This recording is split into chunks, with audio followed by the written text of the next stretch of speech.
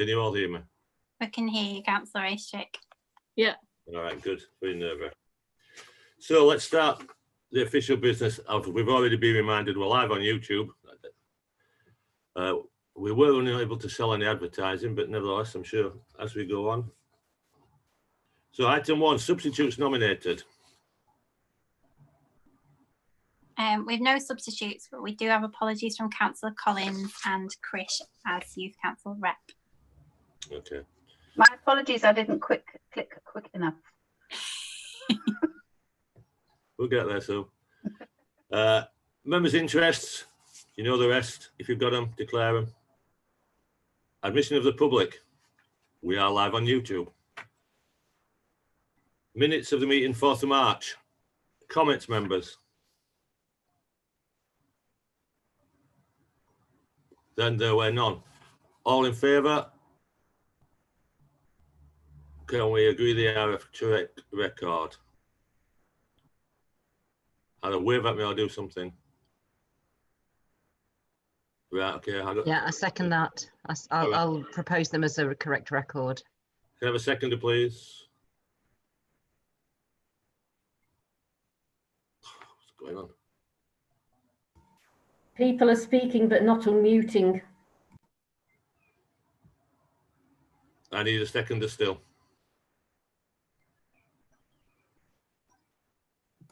Happy to I'll second. Okay, Councillor Blackburn, thank you.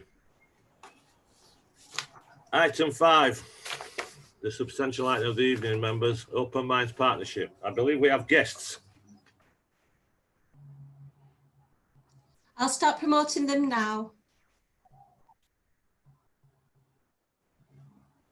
My picture's all frozen.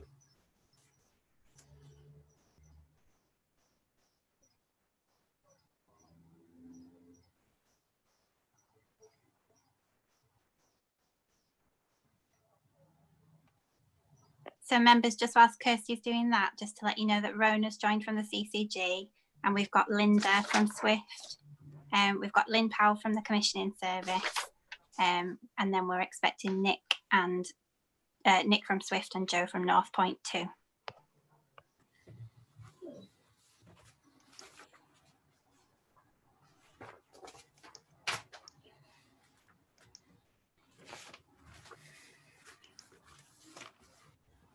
Let me know when they've got them all, Lauren.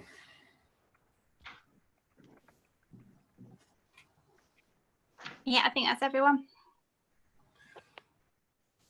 Okay, I'm still short some pictures. Have we got everybody on video? Yeah. All right, good. Who's leading on this road? Is that you? It is, yes.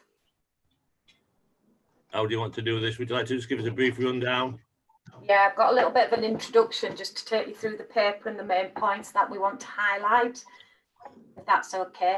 I'm not sure if Dr. Caroline Taylor is also joining us, but if she does pop in, could you invite her in? She's just in a clinic, but she's hoping to join us at some point. Lauren, did you get that? Yeah. We're on. Okay, thank you. Okay, thank you. Thank you, Councillor Aistrick, and for inviting us today to provide an update on the Open Mind Partnership report and the achievements and learnings that we've made since 2015. So we do call ourselves Open Mind Partnership, and I'll go through that in a little bit, but it's formally known as CAN, just to confirm that. So some of you will recall we were with you in February talking about autism. And we agreed we'd return to talk at some time about, with Scrutiny, about Open Mind Partnership and the Thrive approach. And on the back of that discussion, we developed the paper and produced the report you've received to set out how the Open Mind Partnership has been working closely to transform and improve the offer for and experiences of children and young people of Calderdale, and to deliver the Anna Freud Centre's Thrive model of care, which we talk about quite a bit and we haven't really explained to you in detail. So I'm hoping that at the end of this, you'll have that explanation and you'll understand the concept of Thrive and why we've chosen that. So I'd like to just take a few moments to just highlight some of the key points within the report before we open to questions and answers, if that's okay. So Yeah, Open Mind Partnership, as I've said, was chosen by Tough Times, the reference group, Children and Young People's reference group in Calderdale, and they did a consultation on this with wider partners, and they requested that we refer to CAMS as Open Mind Partnership. And one of the main reasons for this was that they cited that CAMS often has negative connotations among many stakeholders, whereas Open Mind Partnership didn't. So from 2015, we have been calling ourselves Open Mind Partnership. And the partnership at the moment consists of North Point, who you've got Joe Hannah here, Swift, which is Linda Moon and Nick Lee, and then ourselves, Lynn Powell and myself from commissioners from the council and the CCG. We also have Zenzone as part of our partnership. They're not here today, but they are Cooth. You will know them as Cooth, but their company name is Zenzone. So that's our Open Mind Partnership. However, we're in the process of widening the partnership with the Emotional Wellbeing Group to form a system-wide partnership, which really emphasises the whole concept of Thrive and how Thrive should work. So in your report, in 2.7, Thrive gives you a picture example of both the tiered model, which is what we've used previously and has been in place for 25 years. And we did implement it quite early on as Calderdale as a national model for Thrive, and the new model that we've moved to, which is the Thrive model. And the concept of Thrive is described in section 2.9, where they say most children, around 80% of children and people at any one time experience the normal ups and downs of life, but do not need individualized advice or support around their mental health. They're considered to be thriving. The remaining 20%, so that's the yellow bit in the center of the Thrive model, where the remaining 20% receive support at any one time or any time from the most appropriate services that meet their needs. And those are the areas that are around the outer circle, which are called getting advice, getting help, getting more help, and getting risk support. And that's the difference in the two models in that people can be within any of those components at any one time. They don't have to, as the tiered model, they tended to be in one and then were referred to another. You can be in more than one on this concept. So we chose Thrive because with our principles and values that we developed. For example, it's person-centered, it focuses on prevention, it promotes partnership working, which is what we want to do going forward in Calderdale, or did it 3 years ago, ensure support from the most appropriate services and resources of the needs of the young people, and it promotes that whole system working, which is very much what we talked to you about when we came and talked about autism and a whole system approach. It includes an extended offer, and we've made a huge amount of progress on developing and implementing Thrive over the last 3 years. We've got faster response times, we've got a promotion of early intervention, we've got increased extending of the offer to a wide range of interventions to help support young people, and the development of the neurodevelopmental service for ADHD and ASD, with the extension of the first point of contacts. All of these have been really beneficial from the point of developing Thrive. And the paper and the report describes that in more detail. Two quick other areas I just want to raise with you is to promote is the participation and engagement that has been undertaken for children and young people. It's integral to Thrive and the Open Mind Partnership working. And the report provides you with some fantastic work with children, young people and families and stakeholders that have taken place over the last 12 months, 2 years. It's what helps make Calderdale, we think, distinctive in the way it designs and delivers children's, young people and emotional well-being and mental health services. And we have a fantastic team who drive this and work with young people constantly and continuously. And again, we can provide more information if you want that in your questions. We did put an update in around COVID for you. We thought you would be interested to know what's happening around COVID and the changes that we've made to the services. And I won't go through them in detail. They're in the report, but we can answer any questions. But we, commission of providers and partners have adhered to government's guidelines on how statutory third sector, primary care, secondary care, community services should safely deliver services during lockdown. And I think we can safely say, as part of the Open Mind Partnership Group, that we move swiftly to plan initial responses and agree a business continuity plan from the very outset of COVID. And we were meeting regularly, weekly, to ensure that all partners in the system were involved and fully informed of the changes that were being made. So the partnership has really helped us to do that. And I just wanted to finish with a bit of good news, really. So, or really good news around mental health support teams. So in the report, at the time of writing the report, we hadn't had a response back on our expression of interest for mental health support teams. But we're now pleased to announce that we have been successful with our bid. It's a bid for young people in Calderdale schools and colleges who will soon be supported by new dedicated mental health support teams. It increased the workforce and the support into children, young people services massively.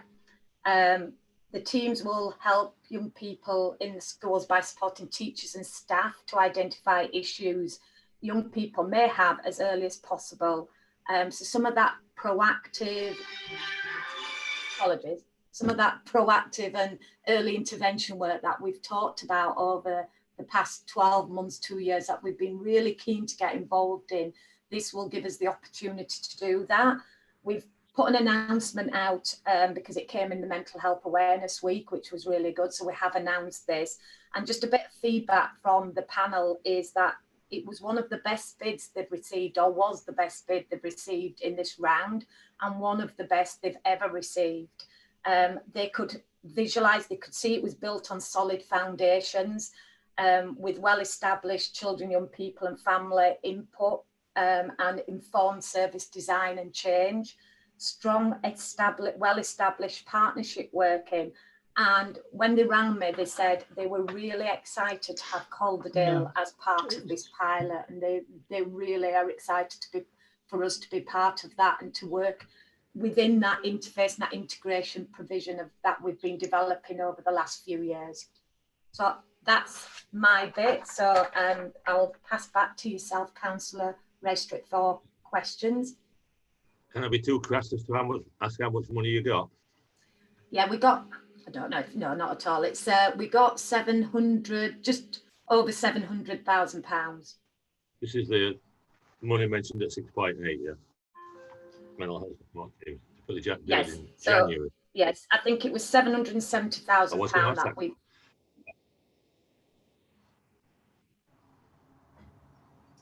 Sorry. You carry on. Oh, I was sorry. It was £770,000 that we've received. It's committed. It's a pilot for 2 years, and then we, as organisations, committed to make that on recurrent going forward. All right. I'm aware that we have a lot of guests with us today. I wondered if any of those would like to speak.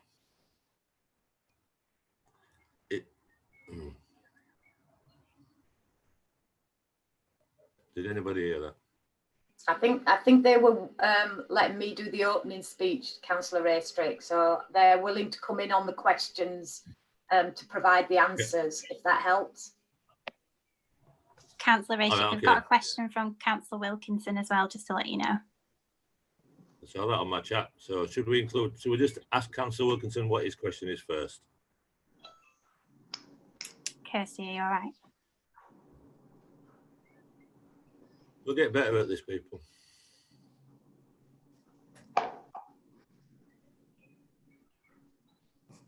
Welcome, Adam. Hi. Yeah, it's just a question about the funding, because I was led to believe that it was recurring funding.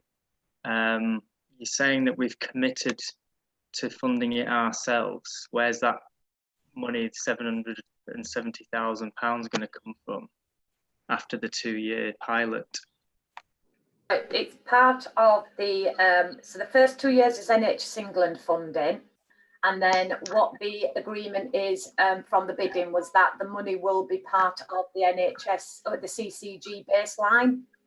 So the conversations, and before we could approve this, we did get sign off from CCG Chief Officer and Finance Director of Finance. So it's in our planning stages. So as part of the long-term plan, there's some money coming through for children and young people over the next couple of years. And we will be looking at earmarking that money against this project. And obviously we'll take the learning from the project over the 2 years and decide the model that will fit Calderdale going forward. So it may not be the exact, but it will be within the lines of the mental health support teams. And that's some of the work we need to develop as part of moving forward with this project and the pilot. Thank you for that clarification, and just my thanks once again for to everybody who's been involved in the successful bid. It's just fantastic news, so thank you. Thank you, Adam. Councillor Courtney, Sarah. Thank you very much. Congratulations on the funding, and the whole rebranding looks really interesting and exciting, and I can sort of see why that's sort of quite a good idea in lots of ways. I've got a question, and apologies if it is in there. And if I've missed it, but can someone just maybe talk to me very briefly about the transition then from sort of children's services through to adult services, and how if we are supporting children or older young people with older young people, if you know what I mean, people on this sort of upper age bracket, or I suppose and how then that would be sort of transitioned through to adult mental health services if necessary. Obviously that isn't always going to necessarily be the case. That's my sort of first question. I do have another one, but I'll go with that one first. I can answer. So it would be the same for any young person in terms of if they need an adult mental health service and we weren't able to conclude the work in CAMS, then we'd follow the transition process as we would previously, to make sure that there's an effective transition and that the needs will be met by the adult mental health services going forward. Thank you. That's great. Follow-up, Sarah. Go on. You have a follow-up, Sarah? I do, please. Of course. Sure. Thank you. In terms of there's a lot of information about children's voice in there, and that's fantastic. I just wanted to make sure that what safeguards do you have, or what policies, I guess, I don't know, how do you have in place to make sure that views from the whole family are involved? I'm thinking about a specific case from about sort of 12 years ago with CAMS, where it was a same-sex parental couple, and the voice of one parent was totally ignored for the other parent, and which had sort of long-term consequences. So I'm just sort of wanting to know how are you going to make sure that there are that all voices from the family are heard, because unfortunately there are occasions where one person involved with a young person might not be, especially with younger children, might not always be representing the true picture of things that are happening.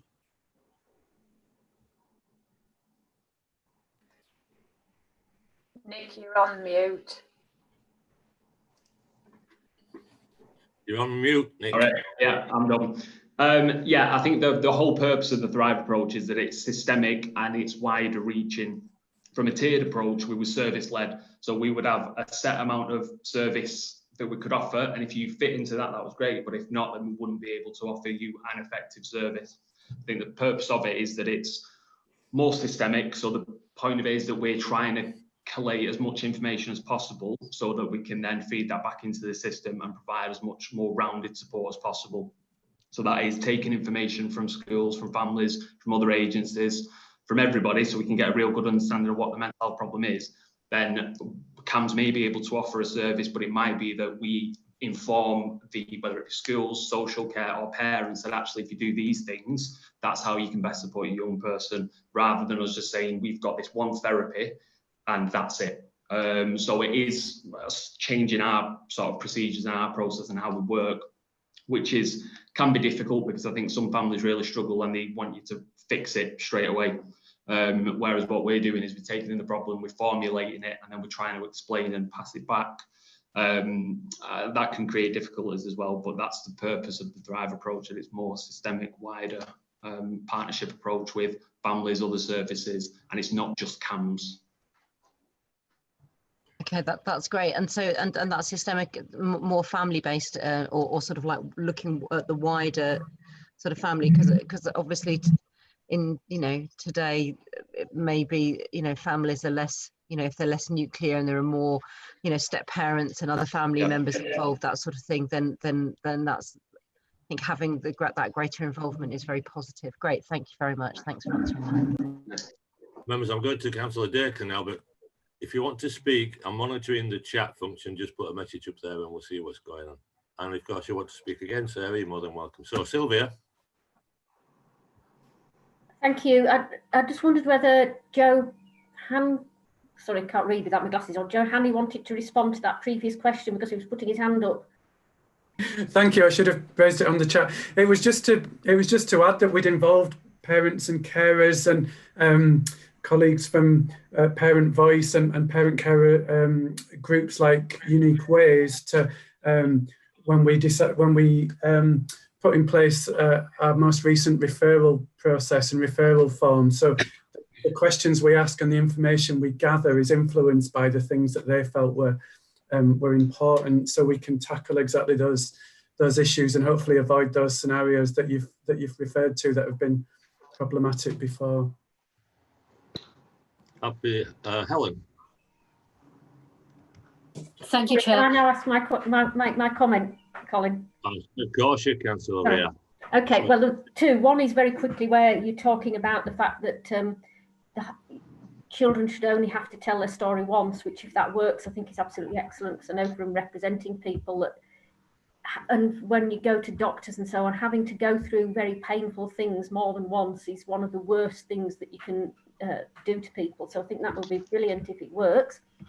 The other thing I wanted to say about it is it does seem like it's going to be much better at avoiding the risk of medicalising the normal traumas of adolescence, which I always worry slightly that things can seem so terrible to you when you're a teenager, but in fact, that's just what being a teenager is, and it passes. And I'm always concerned that when you had the original tiered approach, that once a child gets into that, there's a risk that they could be sucked up the system to more and more serious interventions when really they're not needed. And what may be needed, as is more likely to happen here, is that they might be diverted to something completely different, which isn't medical. And I think, again, if that works, that will be so much better for the kids who just might want a bit of somebody outside the family, somebody outside the peer group, but really don't need to be medicalised.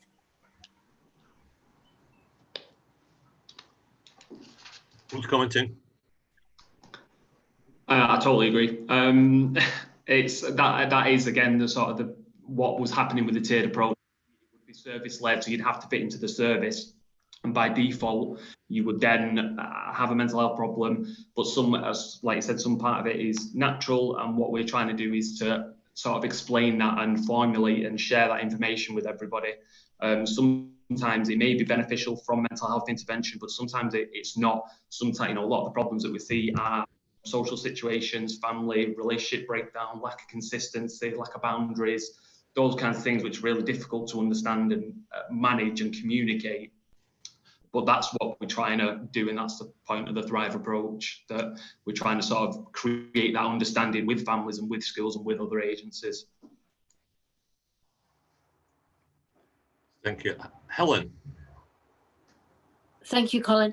I wanted to come back to this point Sarah made around transition, because I think it's often in that transition from childhood, young adulthood, where problems can occur in terms of consistency between different services, but also, and I'm probably particularly thinking of autism, that when you move from a sort of very structured environment from school into a much less structured environment, can be when problems become exacerbated and when people really need service. So I just want perhaps to comment is, will there be the opportunity to actually improve that smoothness of transition and services to young adults when they, as they progress from school, let's say, into a much less structured environment?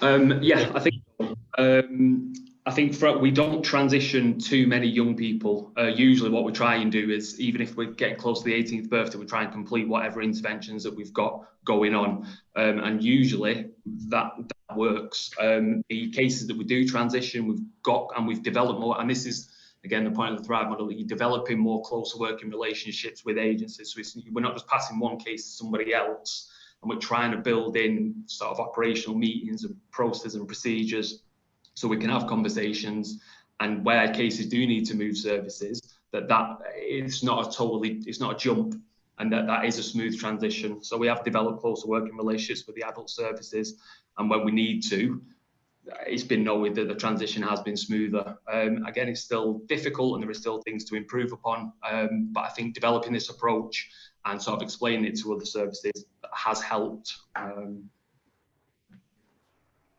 Thank you. Howard. I would, could I just say, I think Nick's right. It's one of the areas that we're still working towards or working on, is the transition, and Caroline would call it, she wouldn't call it transition. I don't know, Caroline's joined us now. You might want to talk, to just answer some of that, Caroline, around the working across the whole pathway, because I know we've had those conversations.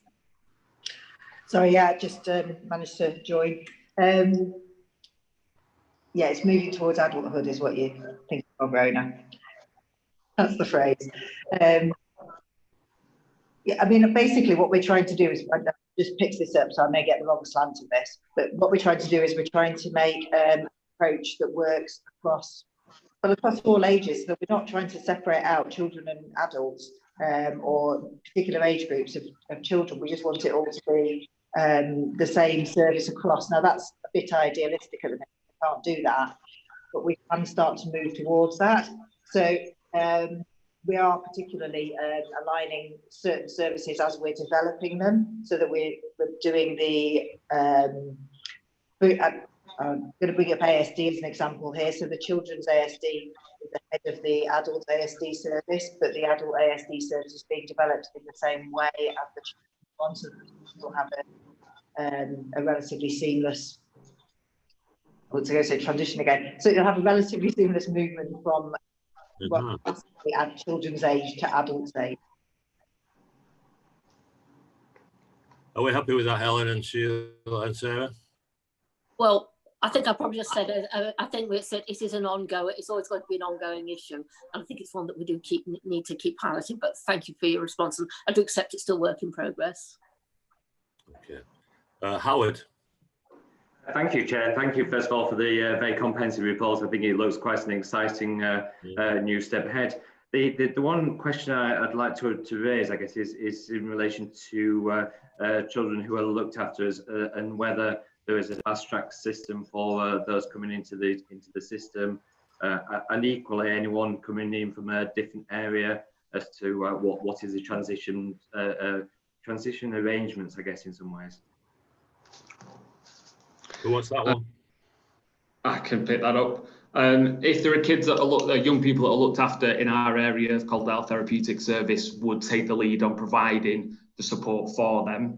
If we've got young people that come into the area that are looked after and they need support with risk management, that is something that we can sort of support young people with. Again, it depends on their accommodation status, whether they're in private foster care, whether they're in a therapeutic residential placement or an educational residential placement, as to what support would be most appropriate. If they're in a therapeutic residential placement and they're looked after, those young people should be provided with the appropriate support from that service.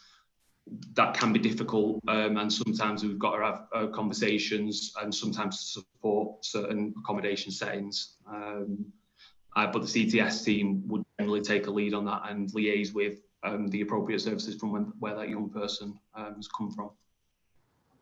I don't know if that answers your question. Happy, Howard?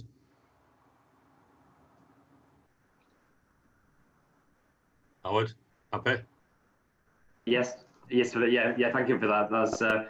That's quite extremely helpful, because I think it's something that it doesn't appear to be covered within the report, but I think it's an important key from our point of view. I think so too. Sheila. Thank you, Chair. I just want to add my thanks as well for what is a very clear and comprehensive report. It gives a really clear explanation of what's happening and how things have changed. That's been very, very useful. And I was very pleased to see about what looks like increased involvement of children, especially about decisions made about them, always involving them. I think that's really good. My main question's already been asked and answered, so thank you. But I do have one question, small question, is in the waiting times. One of the appendixes talk about how the waiting times for getting more help has reduced from 6 months to 4 weeks, which is absolutely fantastic. It also mentions that the getting help one has reduced to 6 weeks. I was just wondering what it was before you went to this model. I think our waiting lists were around 7 months previously, and we've reduced them down to sort of the figures that were stated. Variety of different ways in terms of cleansing the data and putting in different processes for how we manage those young people when they come to services. So make sure that we can track. We have regular meetings between the two main providers, so ourselves at Swift and North Point. That's all log documented to make sure that we don't miss any young people that are coming through the system, and to make sure that we have conversations between all the agencies about which service can meet these needs the best. Yeah, thanks very much. I think that is absolutely brilliant news, knowing the concern there has been in the past of waiting times for young people to get help. Yeah. Brilliant. Thank you very much. Okay, I'm going to ask a question myself now. I don't take the good wishes on the waiting times, but I see the waiting time on Appendix 3 or whatever it is. It's still over 12. We've had 30 young people waiting over 12 months for an assessment. And we had that. The target was to reduce that by the 20th March 2020.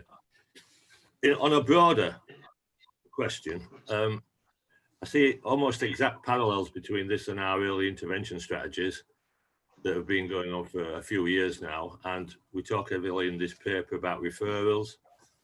We talk about the same thing in social care. So we're running to a model that you could almost draw lines between what we're doing and what social care are doing. So the key to that is referrals, really. How do you get the right number of referrals? How do you make sure you're reaching all the people who need a referral? How do you handle the referrals that you get? How do you monitor the quality of the referrals? There's a whole, that's something we've been through in our early intervention process. And I was wondering how you think Hugo handles that part of it. You talk about 30% more referrals. Well, is that a good result or is that a bad result? Should it be 100% more referrals? How are you filling the funnel so that when you get into the new system, you're catching everybody you should be doing? Who wants that one? I can start off. I think we're quite proud of our first point of contact, which is a single point of access into what was previously called CAMS, into the Open Minds Partnership. And I've often wondered that, is it a good thing if more referrals are coming in or not? But I think what we need is to have a representative picture of what the need is. And one of our tasks was to make mental health services more accessible, and we feel we've gone some way towards doing that. It's been interesting that demand has increased since we've introduced self-referrals for young people and for parents and carers, for example. So we think that people are finding different ways to reach out and let us know that they need some support, rather than have to go to wait for an appointment with their GP, or to build up the confidence to speak to someone at school. So I guess there's different routes in and different pathways, and we feel we've been more accessible. But we've learned from, as you say, other services and the early intervention approach. We're linked in with the early intervention panels as well across the city, so that when we're getting referrals and when they're getting referrals, that we're hopefully not duplicating or having the same conversations, or as we said earlier, asking families to repeat themselves and tell different people the same story. I don't know if other colleagues want to. Yeah. Hello, it's Linda Moon. I'm General Manager for CAMS. If I can just add on to Joe, is, a lot of the referrals that are coming through, because of the way that the first point of contact works, sometimes that's all that young person or that family need, is to be able to have that conversation. And it goes back to what you were saying before about normalizing some of the behaviours. And actually, it's quite normal to feel like this in this situation. And to me, the first point of contact do a sterling job in actually, sometimes that is all young people and families need. And I think, even seeing an increase in referrals is a positive, because it means that young people are wanting to get support. And as long as we can, using the Thrive approach, make sure that the right person is being involved with them at the earliest possible opportunity, then that's a positive, because they are getting that support. And certainly, working with the other services and in schools, young people can get that support as early on as they need it. And I think that is positive. And also, the information that they then get from the first point of contact before it's passed over to us in specialist CAMS, again, is very appropriate. So we're ensuring that we get the appropriate referrals for us, which then keeps the waiting list down. No, Linda, I absolutely agree. The point I was making is that, are you thinking that a 30% increase, 1,750 referrals last year, is the number, or should we be aiming even higher? Should we be aiming for 3,500? Should we be aiming for 50,000? How do we know what that number is? So, I think that's a difficult one to answer. Nationally, there is an increase in young people coming forward with mental health problems, and I'm sure following COVID there'll even be more of an increase.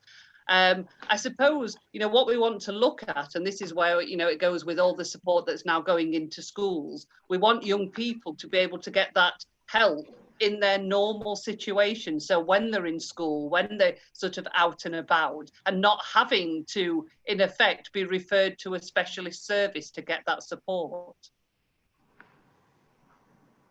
Yeah, exactly my point. Maybe as the filling the funnel bit throw people off, it's a sort of 70s marketing term. You need to, if there is a certain level of mental health problems in the younger population, and we're assuming there is, how do we know that we're getting them all? So we're talking about, and how do we know we've got enough referral pathways open? That was really the point of the question. I asked it very badly, I think, chances are we're not getting them all, but, we also offer in Calderdale the online counselling as well. And certainly we've seen a big increase in that. And sometimes that's the only thing that young people will access at this present time. So I do think you're right. We're not getting all the referrals of young people who are struggling, but it has got to be the right time for that young person. So by offering the online help as well, perhaps we are hitting some of those that wouldn't access sort of face-to-face services. And certainly one of the things that we're learning during this COVID sort of pandemic is different ways of working. So, we're doing a lot more sort of online stuff. We're doing a lot of sort of self-help stuff and working with the young person via phone. And a lot of the the feedback that we're actually getting from young people is actually they like that. You know, not everybody wants to sit in front of a therapist as such and talk about their problems. So I think, you know, this sort of latest pandemic has sort of given us the opportunity to start thinking differently. And I think, you know, we need to learn from that and listen to what young people are saying to us. I think the numbers of young people that are going onto Cooth's website as well, you know, often late at night or on weekends, and the Open Minds website as well. And there's a whole wealth of resources on that website that have been, I guess, curated and approved by young people themselves. Is showing that we're extending the offer, that the sort of menu of services and becoming more accessible. But yeah, it will be interesting to see how things develop when we've got a lot more school-based support as well. Yeah, I think where I'm driving at is we want to make sure that as many people as possible know about the services that are on offer. That's really the point, is the number of referrals. Are we monitoring traffic on all these websites? Are we counting referrals? Are we judging increasing referrals as a success? That's really where I'm going with that. You say on page 11, under early intervention, the partnership has focused on promoting early intervention services, but it doesn't say to whom.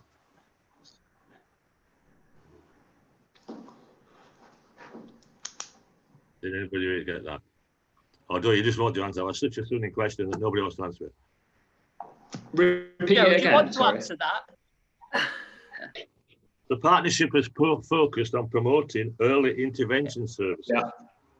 Who to? So I think, again, in terms of what you talked about before about the quality of an assessment, I think we've got the processes and procedures in place for young people in terms of there's a first point of contact. That was a big development, and that's where everything is getting pushed to for young people. If they need support in relation to the mental health, that's where they need to go to as a first point of contact. I think in terms of the early intervention, what we are starting to see, some of the issues that are coming through are more complex, and they're not as evident that there is an evident psychotic mood or anxiety disorder, and those are the ones that we're having to unpick a little bit more, and that's where our service offer is slightly having to change, that we're offering more early intervention in terms of consultation, assessment. So young people or families refer with a problem. There may be some mental health element, but it might not be enough for us to provide a mental health intervention that will be significant, and the problems are more systemic. So there we're changing our service offer slightly and offering consultations, extended assessments, and we're trying to support the network with that problem rather than necessarily throwing around a CBTA. And I think when we talk about early intervention, a lot of that is in schools, and you know, there's an awful lot of work that goes on with staff in schools to build up their skills. And it goes back to, you know, actually young people being able to access services where they spend the majority of the time, which is in schools. And I know, Joe, you have a link worker that goes into schools to help staff. There's training that goes on for staff in schools. So that's your real early intervention. And I think Lynn might have a bit more to say, but I think that's perhaps the answer to the question, that hopefully we're promoting it to everybody who's in a position to support young people. So young people themselves and professionals and other agencies. All right, and my last point: what does success look like? What outcomes are we aiming for? When I say outcomes, the members of the panel all grown. What outcomes are we aiming for here? Good question. I think that's the question about how services can. We're wanting all children to be able to thrive and get the best out of their life, whatever the circumstances. So a lot of it, you know, a lot of that is about, you know, sometimes what children need is help with resilience and building those skills to get them through the normal up and downs of life. And, you know, where services come in is when that's not happening. And I think if, you know, you think about the Thrive model, the main part of the Thrive model is that children will be thriving. And, you know, when children do need that help, whether it's early intervention, whether it's specialist intervention, they get it at the earliest opportunity. So to me, what success looks like is that access to the appropriate service at the appropriate time.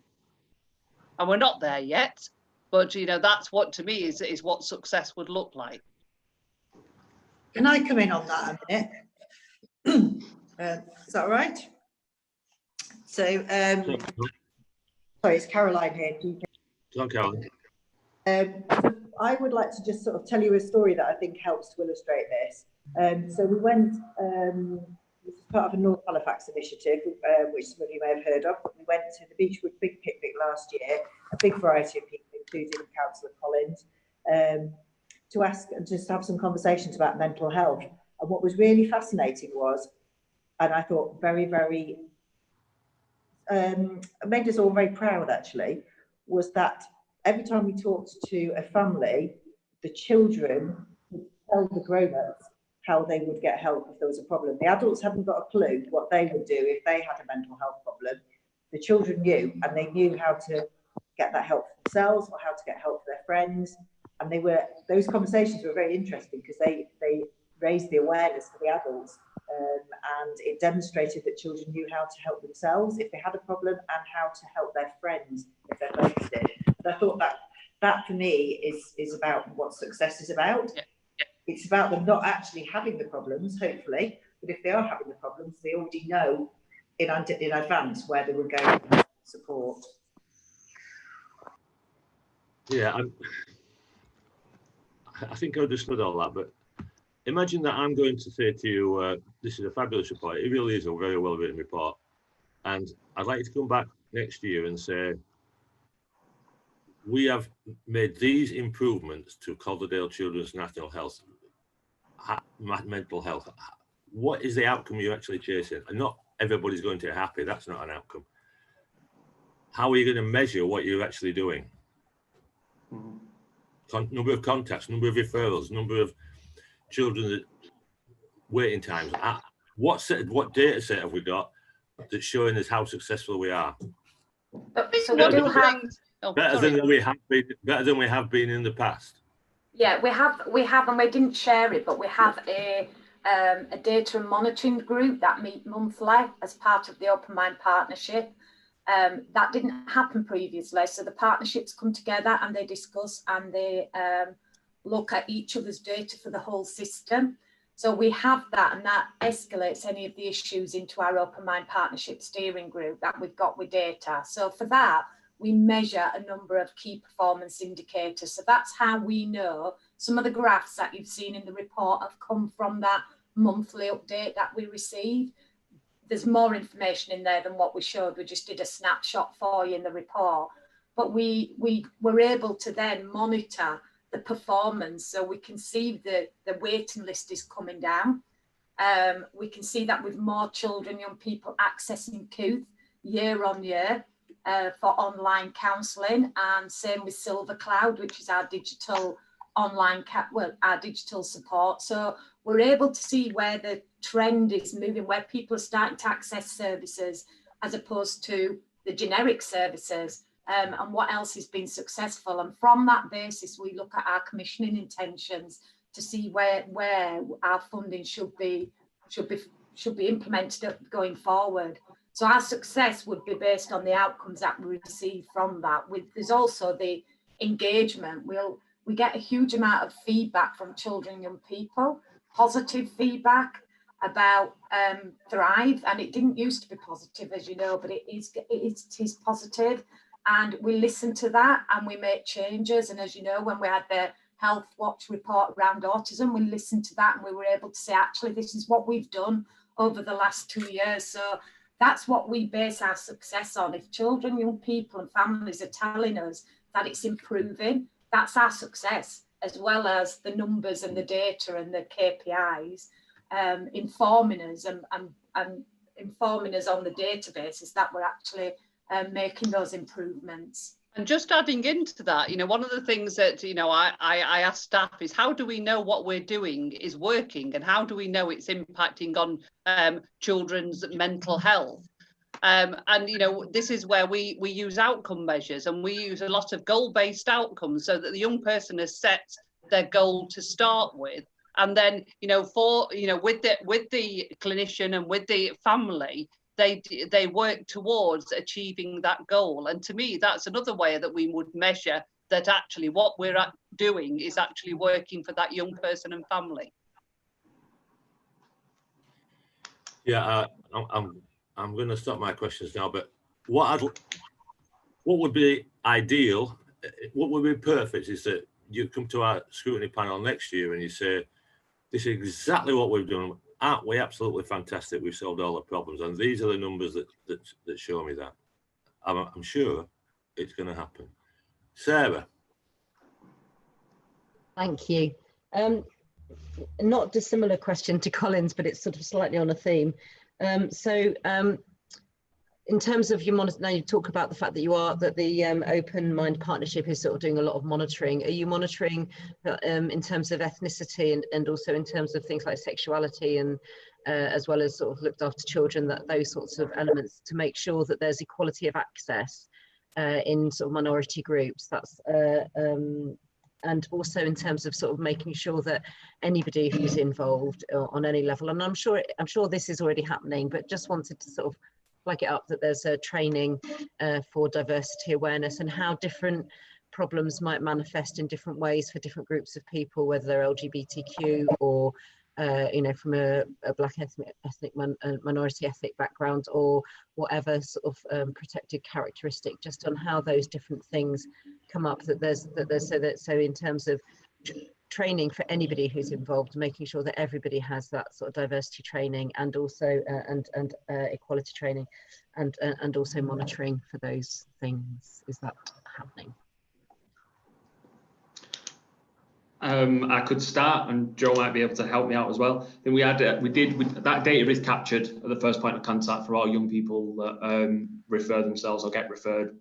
We had an independent workforce audit that was done 18 months ago, which was marrying up the interventions that we've got in services and whether they meet the needs that we've got. And that's not just in terms of presenting mental health problems, but range of ethnicity, backgrounds, cultures, creeds, all those kinds of things as well. And from that, we've then developed a subgroup, which we're working through that report to make sure that we're implementing the recommendations from that audit.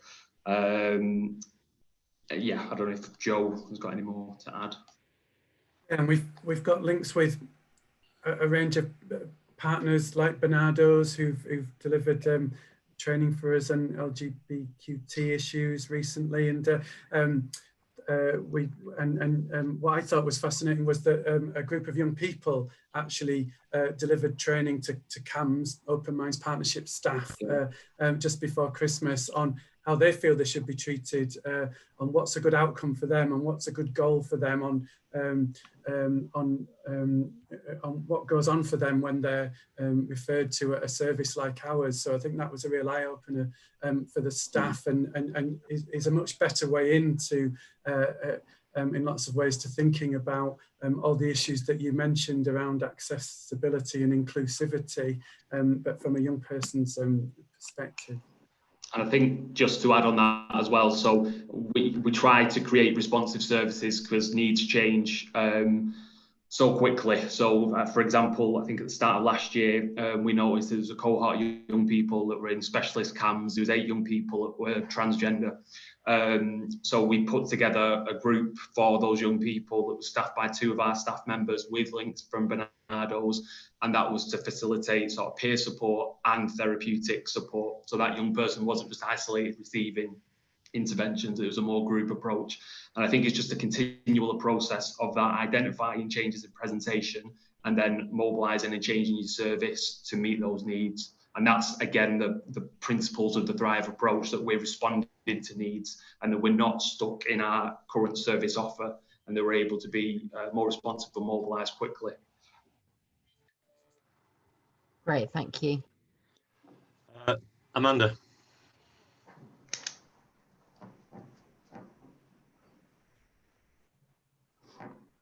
Hello.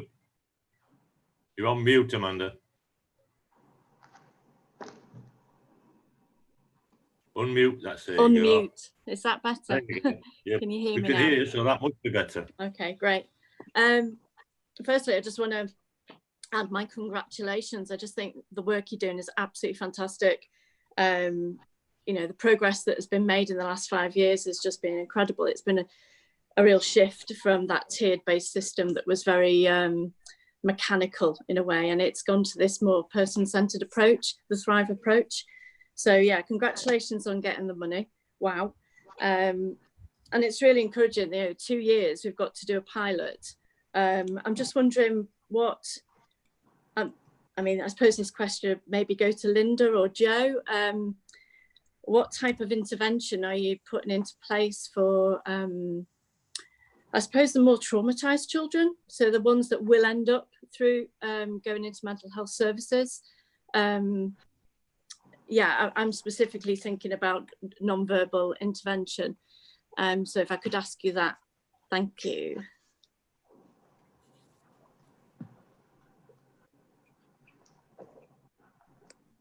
Somebody? I think Linda's on mute.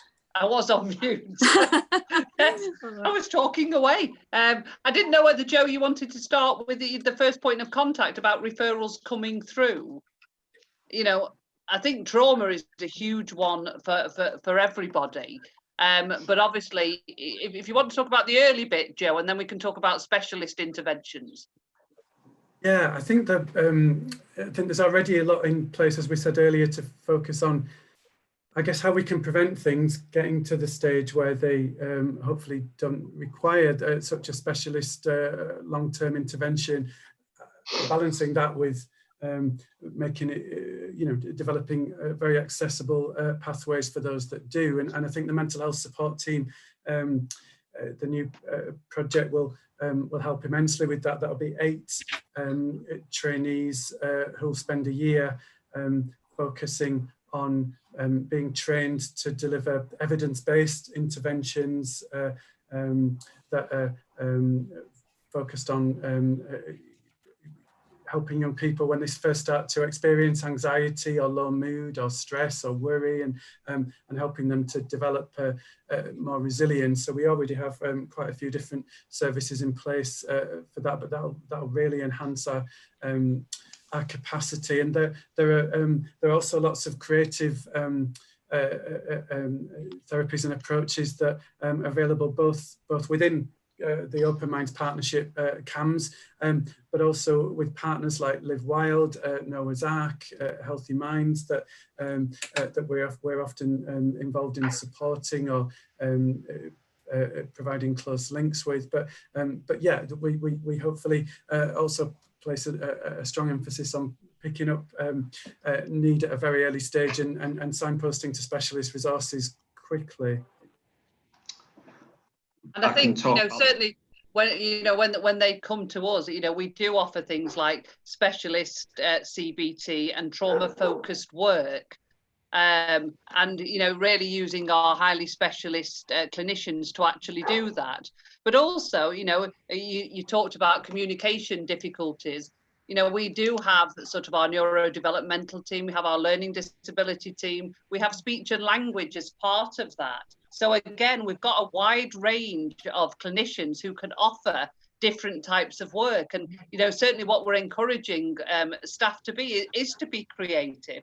And again, you know, COVID has made people have to come up with different ways of working, because obviously offering telephone contact to somebody who isn't going to speak, again, how can we do that? So, you know, clinicians are coming up with creative ways of doing things, and that might be online, that might be working through sort of workbooks, and, you know, it might not be around actually talking. So, you know, it is about developing those different interventions, but we also have, you know, the specialist CBT, the specialist psychology work that can be, you know, can be very effective for some very traumatized young people. Can I come back? Is that all right, Colin? Yeah, sure. Yeah. Okay, so yeah, you know, specialist CBT is all well and good when people can talk about their trauma. However, in some situations, it's not always possible, and the trauma is stored in the amygdala, which is the inner part, as you know, the inner part of the brain, which is it's not accessible as such. So the creative arts therapies that we were talking about introducing into Calderdale a couple of years ago, I'm wondering how far we've got with that. Like, who are, you know, saying a creative way. I'm talking about a specialist creative arts therapeutic intervention, which is evidence-based, as opposed to, oh, just somebody coming up with a creative idea as to how we're going to progress. So yeah, I'd like to know what those specialists are, who's going to provide that.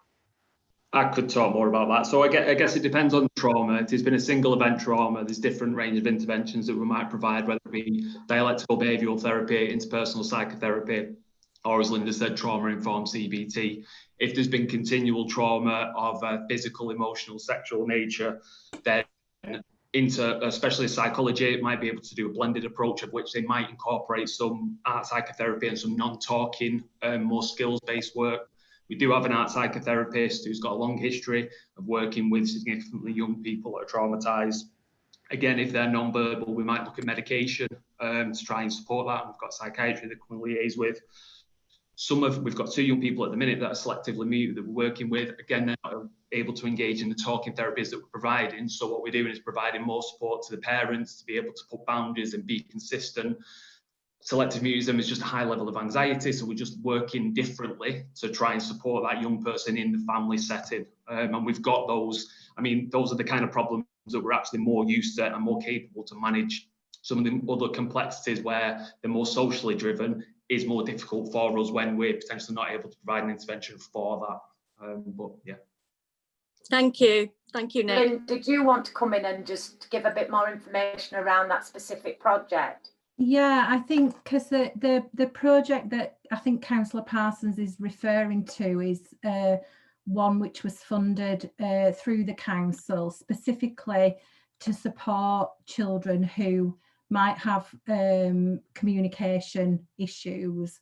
That project has been developed and it was being implemented in its first year in primary schools through 2 providers to deliver play and creative therapies in primary schools. And the providers were Noah's Ark, who are a well-known provider in Calderdale, and also a new provider to Calderdale called Live Wild. Both organisations have very skilled therapeutic practitioners who can deliver around a range of play and creative therapies. That project started in primary schools in September, October 2019, and sadly has had to cease as primary schools have not been fully open, but both providers have kind of postponed their delivery and are ready to kind of start delivery again as soon as they're able. So we also supported through the local transformation plan drama therapy through our Victoria Theatre, and Tim Fagan, who's a qualified drama therapist and has been successful in delivering drama therapy for our young carers for a number of years now. Tim has been able to expand that offer and has linked in really closely with our North Point and Swift through the first point of contact. Referrals have been made to that service through the first point of contact for young people who, you know, kind of traditional therapies are just not suitable for. And again, that service has been put on hold because they're not able to deliver at the moment. The service was being delivered via the Victoria Theatre itself, but again, you know, the project's being established. It's was starting to become part of that wider offer across the whole system, and will start again as soon as we can. Thanks ever so much, Lynn. It's really good to hear the update. Thank you very much. Members, thanks, Colin. Thank you. I think we're going to call it a draw there. I would make a few closing comments in that those of us who've been on this panel for a long time and seen the drama that we've gone through to get to where we are, we feel quite pleased about where we're going. let's hope that we get there. And I have absolutely no doubt that we'll be talking to you again. And thank you for all of your questions today. Not the easiest thing in the world. Thank you very much. Thank you.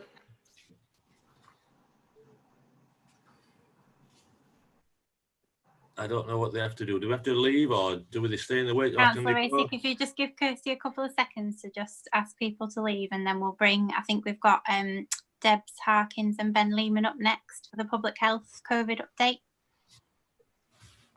Yep, that's what my agenda says.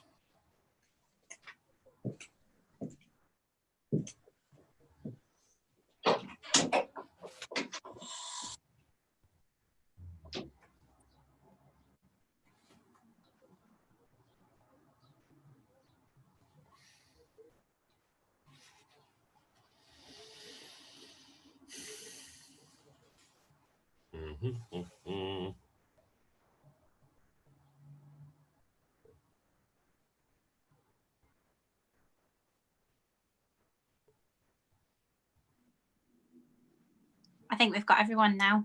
Thanks, Kirsty. Thank you, Kirsty.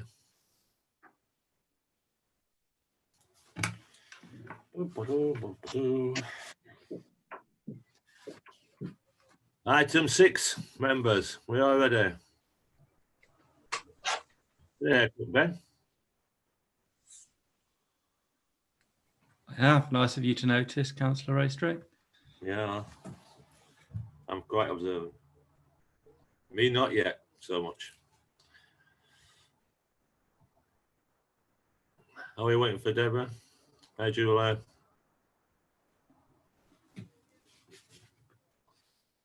I think Deborah's here, Councillor Raystrick. We've just not got her on video. So public health first. That's all right. What have we got to say?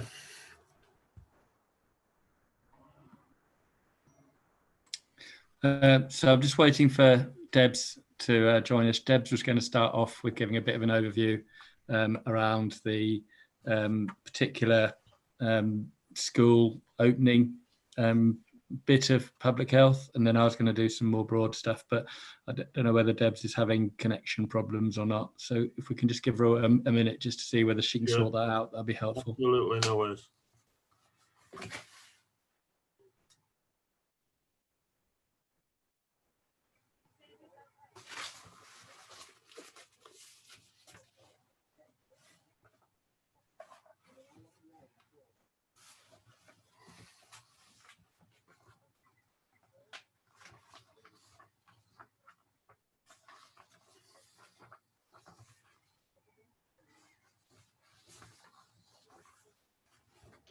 Would it be helpful, Councillor Raystrick, if I gave you the update on children's services more generally while Debs is trying to get into the meeting, or? Let's do that. Okay, thank you. No problem. Good afternoon, members. It's Julie Jenkins, as you know, Director of Children and Young People Services. Good to see you all this afternoon. I'm going to give you an overall and an update. And I know that many of you were on the all members briefing, so you will have heard some of this, but just to kind of bring you up to speed with what's been happening in children's services. I think it's fair to say that when the pandemic hit, and we have been dealing with the crisis over the last few months, the staff really stepped up to the plate. I think there was the initial shock of how are we going to deliver services in a lockdown situation, and most of the staff went to work at home, taking their laptops with them. We realised pretty quickly that the front end, MAST, the multi-agency screening team, couldn't access all the systems. So MAST have been back in Princess buildings over the past few months with a smaller skeleton staff, with staff working at home, and with the child protection team co-located with them, doing a week about, ready to go out and do the investigations. After the initial situation where we couldn't access personal protective equipment, they do now have that. And I must say, by and large, visits to families are happening in the way they would normally. They may be different in terms of them being socially distanced. And if the family are uncomfortable, they will go to the boot and pick up their PPE, mask, etc., and put it on when they go into the house. We have seen a reduced number of referrals coming through to the front end, and initially a reduced number of domestic violence notifications. I've got to say that both are picking up, have picked up. We are not back to normal levels on referrals to MAST, but given that we only have a limited number of children in schools, I think you're fully aware that we have a percentage of vulnerable children, and we have the children of key workers who are attending school, and I'm going to give you some stats on that shortly. Overall, the staff are well. I think the testing is in place for them and for our children if they become unwell. And we put a system in place immediately with schools to make sure that somebody within the network, the professional network, had eyes on vulnerable children a couple of times a week.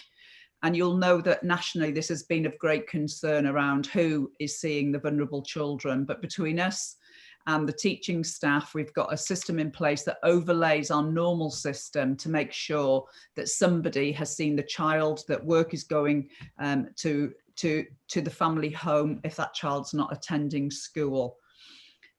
It's really good for me to be able to let you know that fostering and residential have coped extremely well. A really massive thank you to our foster carers who've been so nurturing and caring and keeping the kids at home initially to make sure that they felt safe and secure.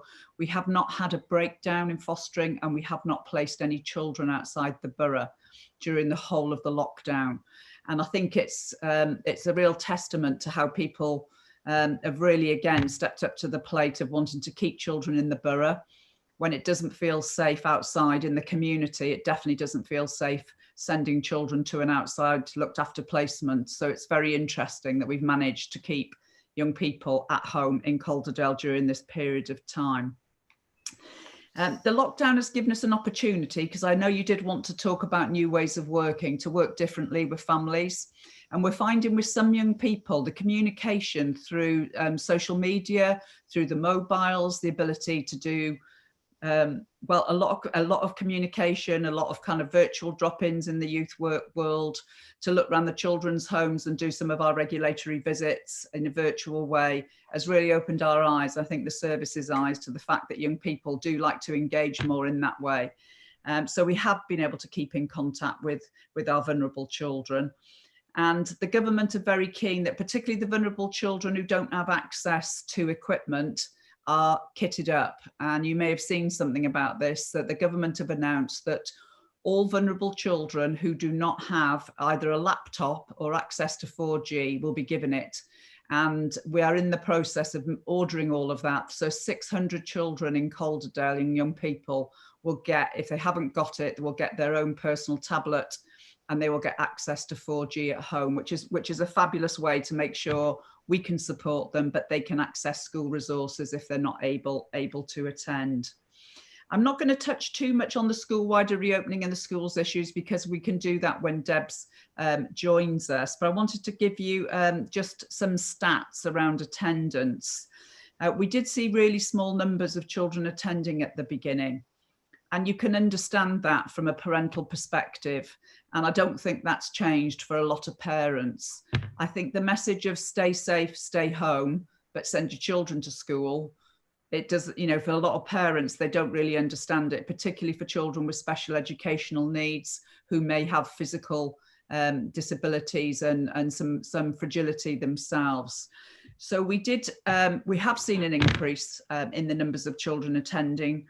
And at the minute, we have 2.6% of all pupils in Calderdale schools, compared to the national picture of 2.7%.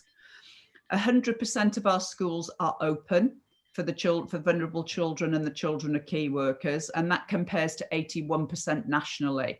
So we've done really well there. You know, our schools again have worked hand in hand with, you know, with the education services under Mark Randall to really make sure that they can open safely, and that they are open for those smaller groups of children.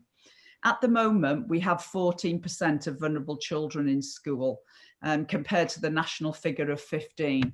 And Councillor Raystrick was quite right in his challenge at the All Members question briefing of, we don't do average in Calderdale, and what are we doing to get more children into school? And this is a conversation that we're having with parents every day and with foster carers around children returning to school.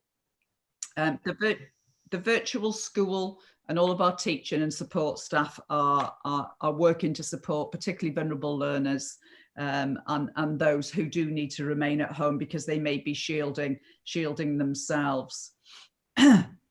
Just on the finances, we've had some good news. You've heard about the mental health support teams, which is fabulous news because although the money isn't permanently recurring from the pilot, the CCG have honoured to pick that up, as you've heard just now. That is going to double our workforce for Healthy Minds, which is absolutely brilliant. And we had news from the Department for Education very early on that Positive Choices, which is our programme for young parents who may be at risk of their children coming into care, that has been extended for another year. So the family intervention team will have that funding to continue the work that we're doing with mums and dads who are having maybe another baby and are at risk of that baby coming into care. I will just pause there, Chair. Happy to answer any questions.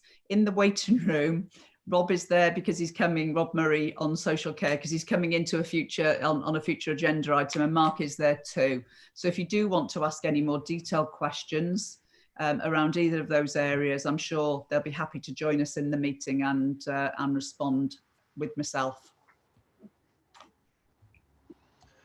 Okay, the 14% figure, Julie, is that up to date? Have we made any changes since Monday? Can I ask Mark to come in and just see whether he's got... You know, I can't do it. Somebody else has to do that. I've just promoted them. Oh, thank you.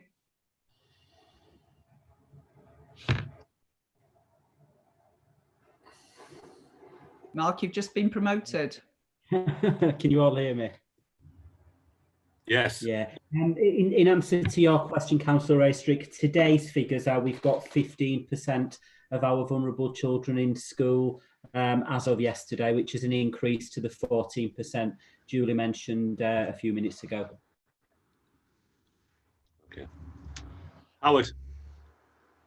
Thank you, Chair. I'd just like to ask a question in relation. It's excellent news in terms of all the funding that's been received so far. That's brilliant, and the computers. But what happens when there is a situation where somebody can't get 4G? What then happens in those situations? Is there some money on top of that to invest in these in the infrastructure, shall we say?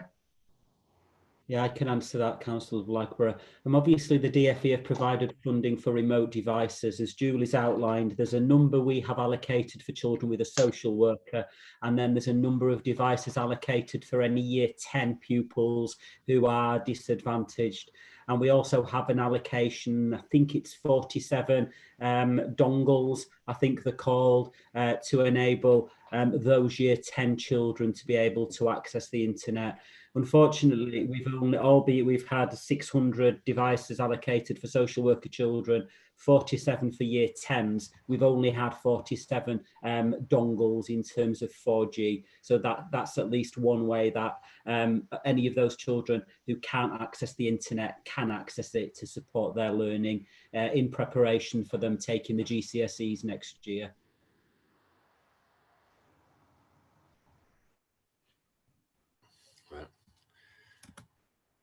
Julie, oh, Helen, sorry. Jess, just want to follow up on that. I mean, it's really good news about having access to laptops and 4G. But one of the concerns I always have is you don't often just need the device, you need the support in being able to use it. And ideally, you have that before we go into a situation like lockdown. So, and in these circumstances, that's the thing that often is really perhaps the hardest, is the hand-holding to get people used to be able to using it effectively rather than getting lost when any problems. I don't know how easy, obviously, in terms of social distancing is to be able to provide that, but are we able to offer that support, ensuring people can take advantage of this? What we do in Councillor Riverrun is obviously, I think many schools have already given children and young people their own resources from a school perspective. I know Julie mentioned that our virtual school have also provided our children looked after with a device anyway. So I think where there are problems in terms of accessing that device, making it work, accessing the resources, then there's that communication between the schools and the children and families.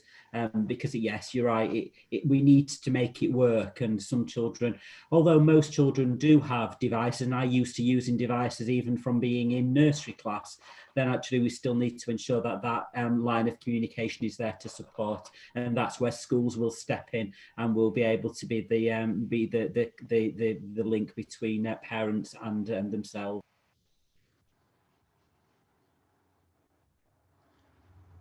One thing, Julie, that was quite an upbeat report.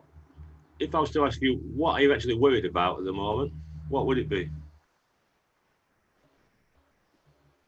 Well, you never ever sit here, do you, as Director of Children's Services, saying you don't have a worry.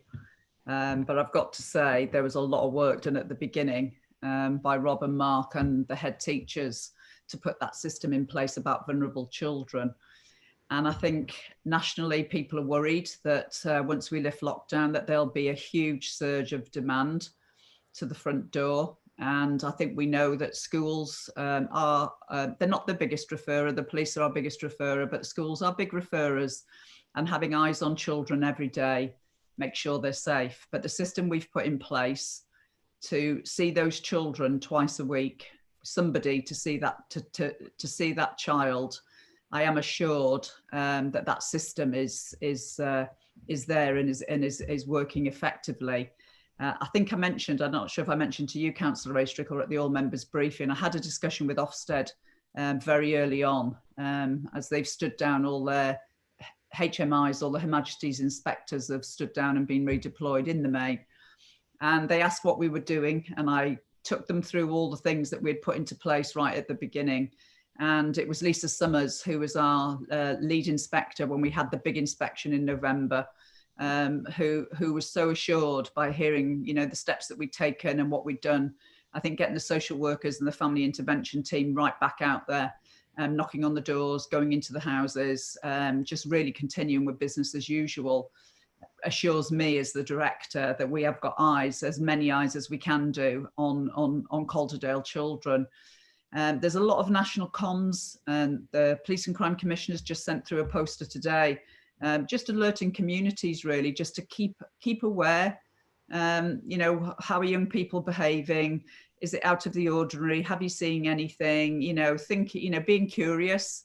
And if you're worried about a child, to let us know. And we are seeing referrals come into the front end, and domestic violence is being picked up in the way that it would have been before. So I'm probably as worried as any other director during lockdown or the easing of lockdown. But I would say the systems we've put in place as much as we can is that we've got eyes and the support on the children we need it. We do know we've had some young people who have really parents have found really difficult to manage at home.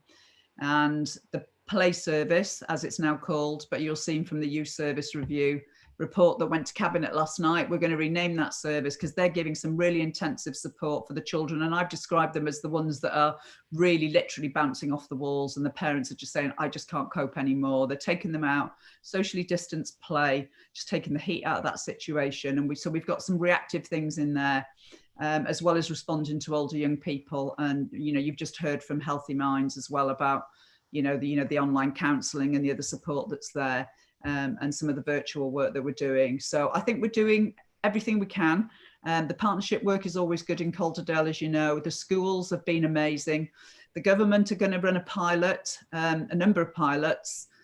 We're really putting a team of 8 social workers into schools. And I've said everybody's on with this at the moment. Bernadette Johansson's leading it to get our bid in, if you like, for that, because I just think it would just dovetail into everything we've done of working with schools, particularly over the past few months, and really responding quickly to anything that emerges. So I really hope we're successful. So yes, it probably does sound upbeat, but I think Councillor Raystrick, at the beginning, it was pretty shell-shocking trying to get your head around how on earth are we going to deliver this. And some of the things I was worried about then, about external residential providers maybe giving notice and saying we can't cope.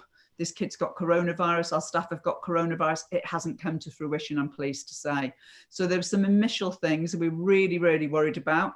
that haven't borne through, and then other things just come out left field all the time, don't they? Of responding to new announcements and and making sure we haven't forgotten anything. But I'm assured and not worried as I can be in the circumstances. I think if you spoke to me at the beginning, you would have seen a few hairs like this, but it really has calmed down with the processes we've put in place. That's what my hair's like now. Sylvia. Yes, thank you, Chair. It was just in relation to the opening of schools for all pupils. So I take it that didn't happen in Calderdale, only because the website still is saying they weren't open, and that was your advice to schools. And have you had any pressure from parents trying to say, I want to take my kid to school, what you're doing about it, or is it just, has there been no feedback like that? I think it'd be helpful for Debs to, to take you through any kind of detail that you want about, the recent advice, because we are reviewing it regularly, as you know, and what my recent letter said. And I think you're there now, Debs, aren't you? So I think it'd be helpful if Debs took you through, just that R factor, the transmission rate, and some of the advice we've given. The response to it has been, for the second week, it's the same advice, that we don't advise on wider reopening, but we're very clear it's advice, and it is up to the head and the governing body to decide what they want to do. And some schools have decided that they do want to open, and Mark can give you the detail on that, the who and the what. We've had many emails from head teachers, governing bodies and parents who are anxious and worried about safe opening, who were relieved at the advice. I've had probably less than the fingers of one hand from parents who were not happy with that advice. Probably about 3 complaints or 3 letters raising the issue. And, on the one hand, I completely agree with those parents. We want our children in school. We don't want the gap widening any more than it already is. We want vulnerable children in school. And we know this is here for the medium term, and it's not sustainable to say children in Calderdale will not be in education. We want them in education. What we're saying is it needs to be safe. We need to think of the wider community, the transmission back to parents and grandparents in family homes. But I think it'd be good if I could bring Debs in here, Councillor Dacre, who can just talk you through a little bit of detail about the recent data and why we are maintaining our position, if that's okay. Sure, Sarah, I'll come back to you. Is that okay, Chair? I'm here. Apologies for the problems with the technology. So I think if it's okay, Chair, I'll just start by saying a little bit about COVID in Calderdale, first of all. As of today or yesterday, we'd had just under 300 confirmed cases tested in hospitals of COVID, and 100 people sadly died of COVID who were Calderdale residents, or died who'd been tested positive with COVID, who were Calderdale residents. Which these are all terrible. I mean, the 100 deaths is absolutely tragic, and the numbers are small compared to other areas. But what I want to just explain is that we have those 300, just under 300 people were tested. Were tested, vast majority of whom were tested in hospital or by a hospital. So they're the iller people. And we've now got something called Pillar 2, and apologies for the jargon, Pillar 2 testing, which has really been ramped up during April and May. And at the moment, we don't get any data about the number of people, that Calderdale residents that have been tested through this Pillar 2. We're pretty confident it's the vast majority of the tests that are done on Calderdale residents are done from Pillar 2. And the reason for that is because of we know the capacity that's available in Calderdale when we've had mobile testing in Todmorden, but also at the regional testing sites in Leeds and Bradford. We know that they're testing lots and lots and lots and lots of people, but I cannot sit here today and tell you how many people in Calderdale are either been tested or have tested positive at the moment. So that 300 is a massive underestimation of the amount of COVID in Calderdale. And I think it's really important to set that context. The second thing I'll say in relation to just a little bit of context, this is children's scrutiny, isn't it? Is that we do know that children are significantly less severely affected by COVID if they get it than older people. We know that. What we don't know, unfortunately, and the government's advisors have made this very clear, it's sage in the advice they've given, we don't know about how likely children are to transmit COVID. So we know they're less likely to be severely ill with it, absolutely, but we don't know how likely they are to spread COVID to other people in the family, in the community, in a school, or in another setting. So that, I think that's really important context as well. Now, as you'll be aware, the government identified 5 tests that need to be met in order for us to lift restrictions. The 5 tests, just for absolute completeness, the first 2 tests we believe are met. So the first test is around protecting the NHS. And making that we've got enough care, critical care, that's absolutely met. The second test is that we're seeing a fall in the daily death rate from COVID. So we're clear that we've moved beyond the peak. And again, absolutely, we're seeing reductions in the numbers of deaths, and we're confident that we've moved beyond this peak of the pandemic. Now, the third test is that reliable data that shows us that the rate of infection is decreasing to manageable levels. And this test, as I've just explained, I can't answer. It's not that I'm saying yes or no. My answer is I don't know, because I'm not getting at the moment that data about how many people have been tested and what the results of the tests are in Calderdale. Now, we know nationally that the numbers are going down, and we're pretty confident that the numbers are going down in Calderdale, but we can't be absolutely certain. That's a sort of maybe response to that test. Test 4 is being confident that operational challenges, including testing capacity and PPE, are at the necessary levels. Now, this is really, really, really important because we need there to be enough testing, and we need the test results to become quick enough. If we're going to find out that we have an outbreak, say associated with the school, we need to be confident that people will get tested straight away and will get the results straight away, so that we can act and contain any outbreak associated with the school. We are not in that place at the moment. The National Test and Trace programme is not fully operational. It has been launched, but it's not fully at capacity. If we had an outbreak associated with the school today or tomorrow, I wouldn't know. And we wouldn't therefore be able to act to contain that outbreak. And I'm confident actually and that we're getting there, that we'll get there, that the Test and Trace programme is developing, and Ben's leading on this for us, and you know, it will be operational, it will be up and running, but at the moment the local element of that programme is not up and running, and in fact we will be asked to submit our plans for this at the end of June. So as I say, that test 4 I believe is not met for Calderdale. And then the 5th test, and this is really important, is that any adjustments to the current measures, so any changes to the restrictions, we're clear that they won't risk a second peak.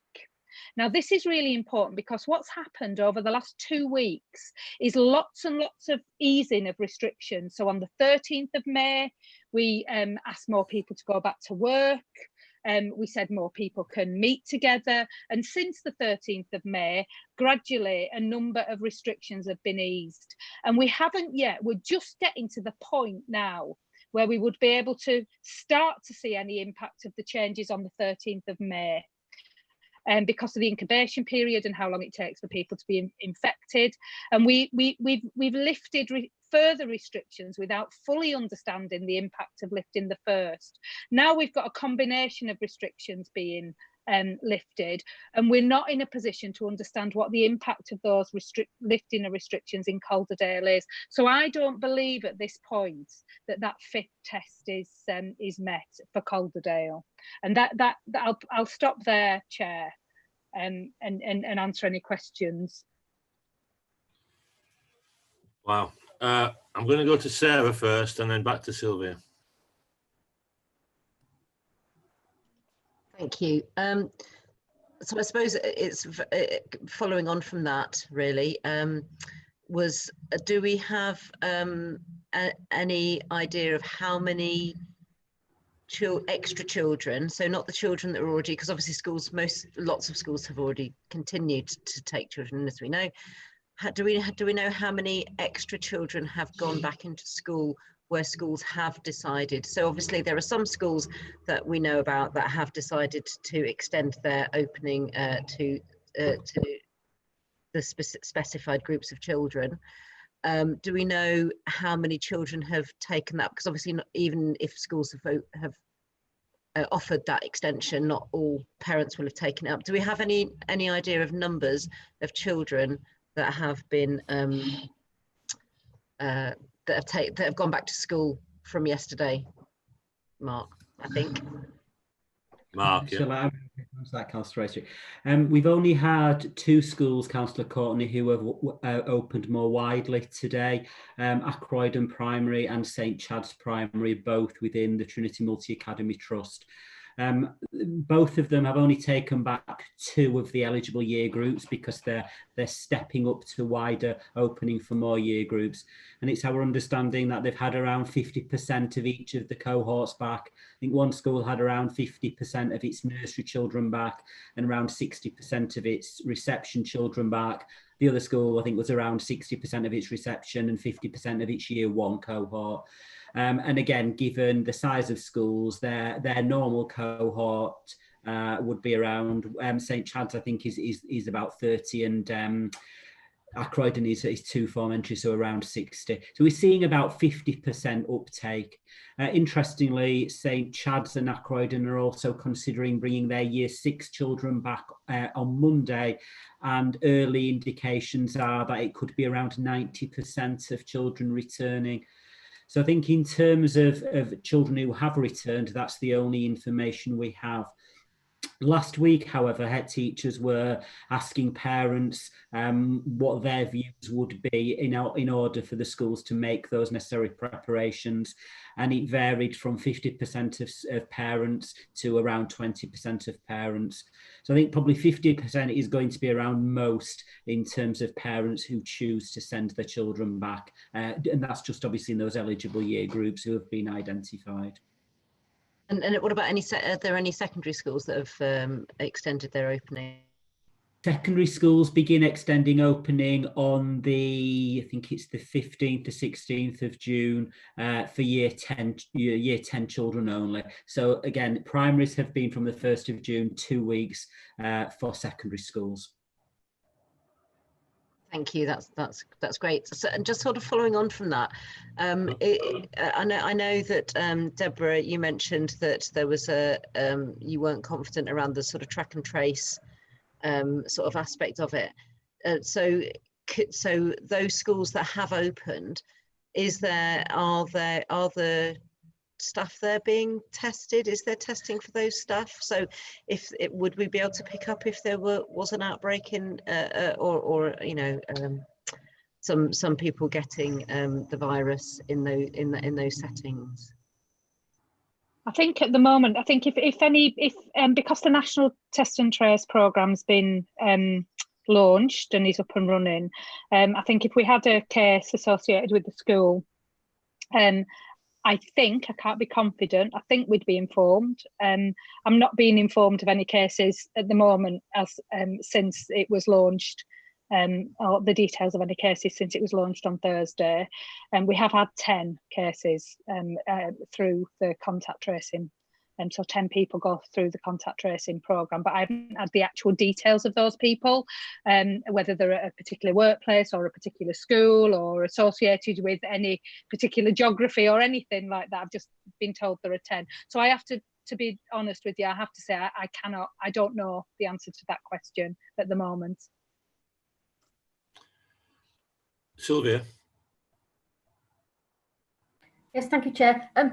All I wanted, well, I also had a question for Deborah, but perhaps if I ask that after Howard's had his chance. But all I wanted to say in relation to what Julie was saying is that I just think it's important to emphasise that you referred to children going back into education. As far as I'm concerned, they are still in education. I think that's really important, that they're not just out there abandoned by the schools. They are still being taught by the schools. And whilst there are all sorts of issues about that, I think it's very important.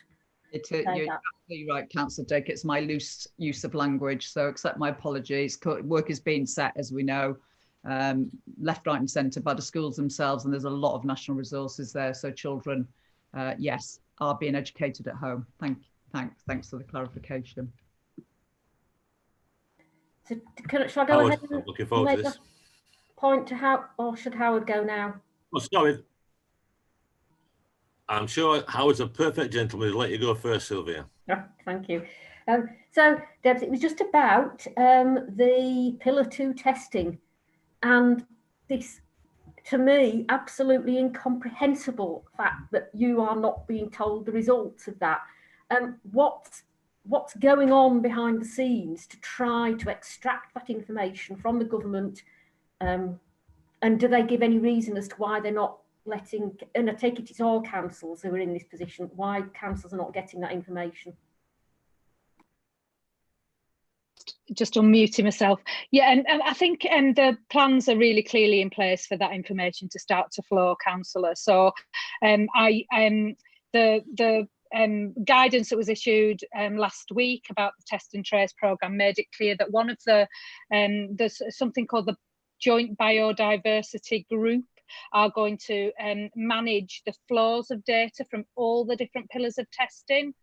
So pillars 1, pillar 2 and any other pillars, that data will flow and will come through to us eventually. And in fact, I've been informed that we will start to see that data this week.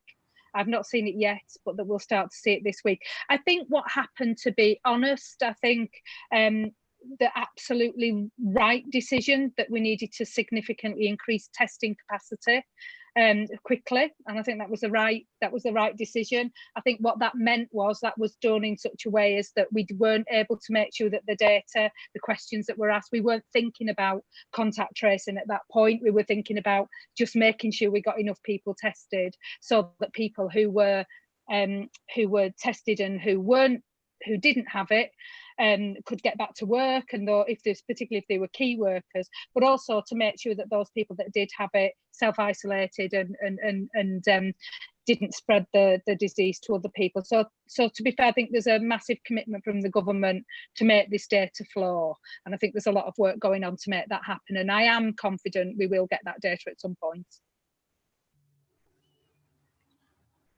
Howard.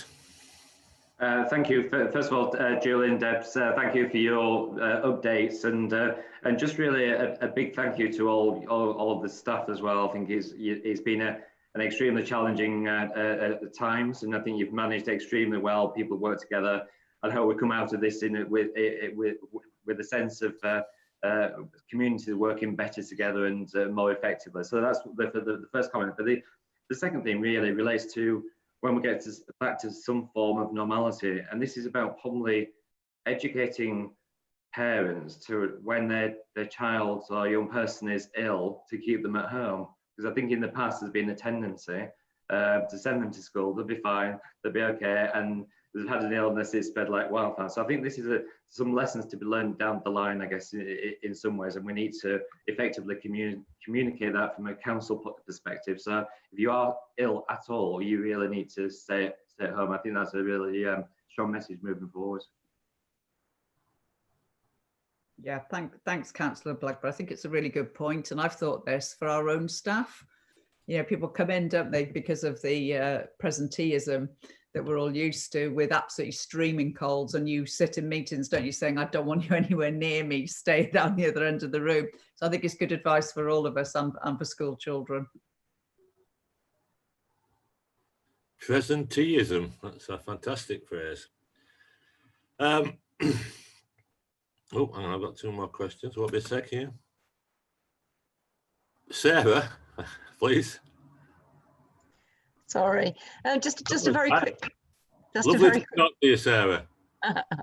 Oh, thank you. I also meant earlier to extend thanks, Julie, to the entire children, young people's services. I mean, it actually extends across the whole council. I think, you know, we've had an incredible response from everybody, all staff. So thank you very much, and thank you very much for all of your hard work. It is hugely appreciated by all members, I'm sure. Just a very quick one about the position of children where families, where someone's shielding within a family. Just a sort of a clarification. So if schools are, if that child, so if you've got a family and you've got somebody shielding within that family, and the child in that family, the school is extending their opening, is the position on the best way, the procedures for those families to manage that situation. The fact that if they don't want to send their children back, that then I know it's been said in the past that parents won't be fined, for example, for keeping their kids out of school if they don't feel confident about sending them back. Just a little bit of clarification about that would be really useful. Thank you. I'll ask Debs to cover the the professional advice on shielding, but we have had the shielding list has come to ourselves in children's services, and we have cross-referenced it. Mark has done it. Somebody in Mark's team has done it with somebody in the council's performance team to match, and it's a lot of people. How many children are living in those households? So we do know how, we've got some data on it, and we've been matching and looking at the risk, and particularly thinking about, we don't want a second wave, but some of the factors that may, that we need to take into account. But I'll let Debs answer the technical bit for you. Can I ask, Chair, with your permission, that Ben answers? Ben's the expert on this. Can Ben answer this question, if that's okay? Been longing to hear from him. So we've issued advice, and again, as previously, this is advice to schools, but they don't have to take it, that those children who are living with somebody who is clinically extremely vulnerable and so should be shielding, at this stage, shouldn't be coming back into the school setting. The same goes for the staff members too. And that's all ties back to what Debs was saying earlier and what Julie said too around we want children to be at school, but safety is paramount at the moment. Okay, that's great. So just a clarification, especially around staff members, that and I guess this is the tricky bit, is that in an LA LA maintained school, then I suppose we have more control. But just around, if people are working in schools are shielding, that they have sort of protection around their employment or around their not being disciplined for remaining at home and remaining shielded. So anybody who's shielding shouldn't be in the work setting. It doesn't mean they can't be working, and they can work from home.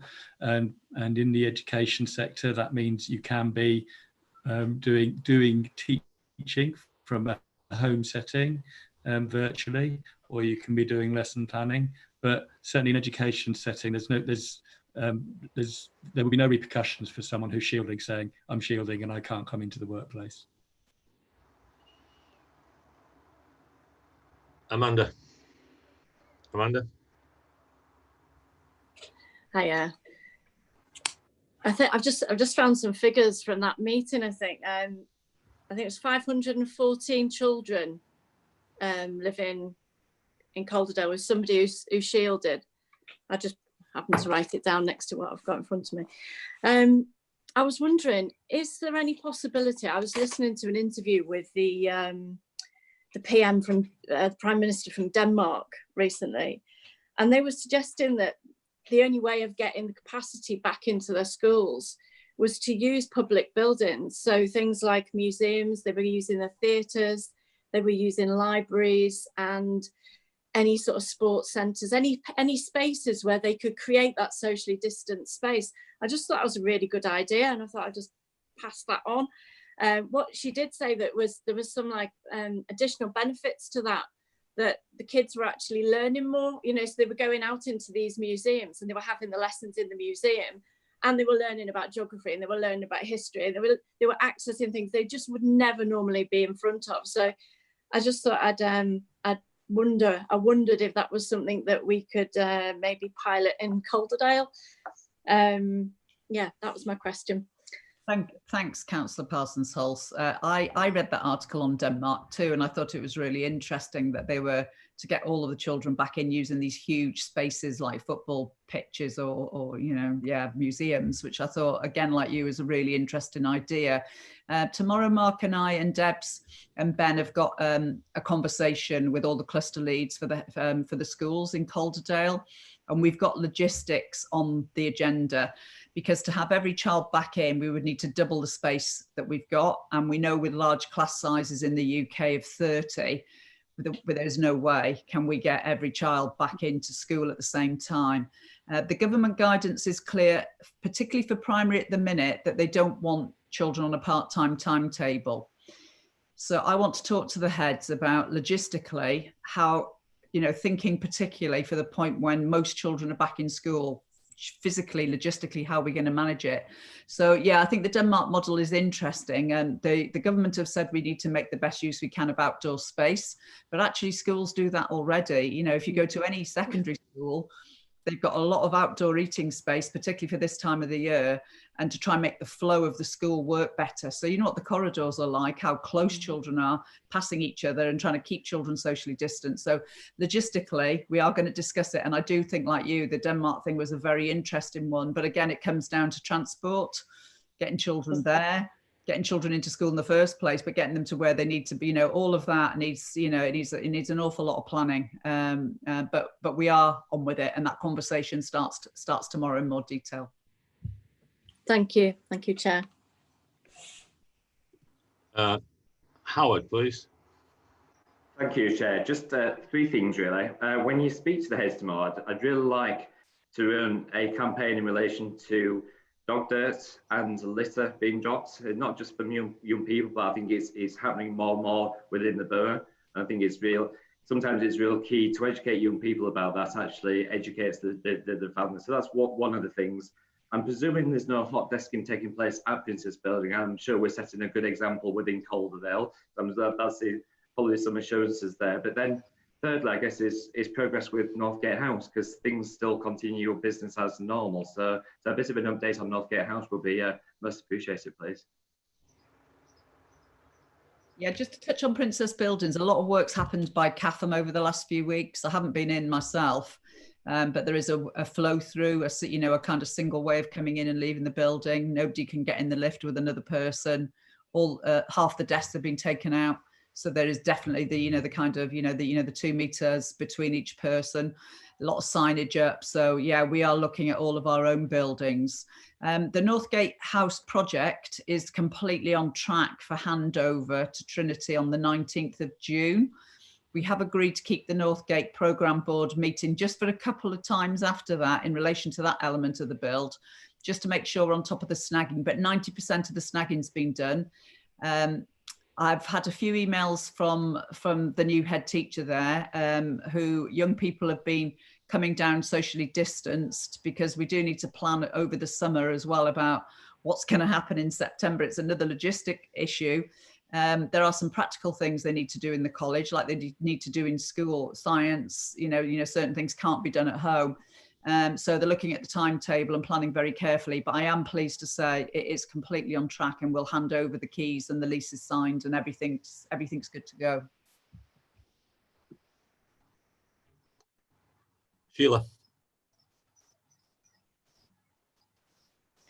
Yeah, it's been very interesting listening to all this, and I know there's lots of consultations with heads, parents, and everything. But do we actually know in Calderdale how the children feel about going back and how it's working?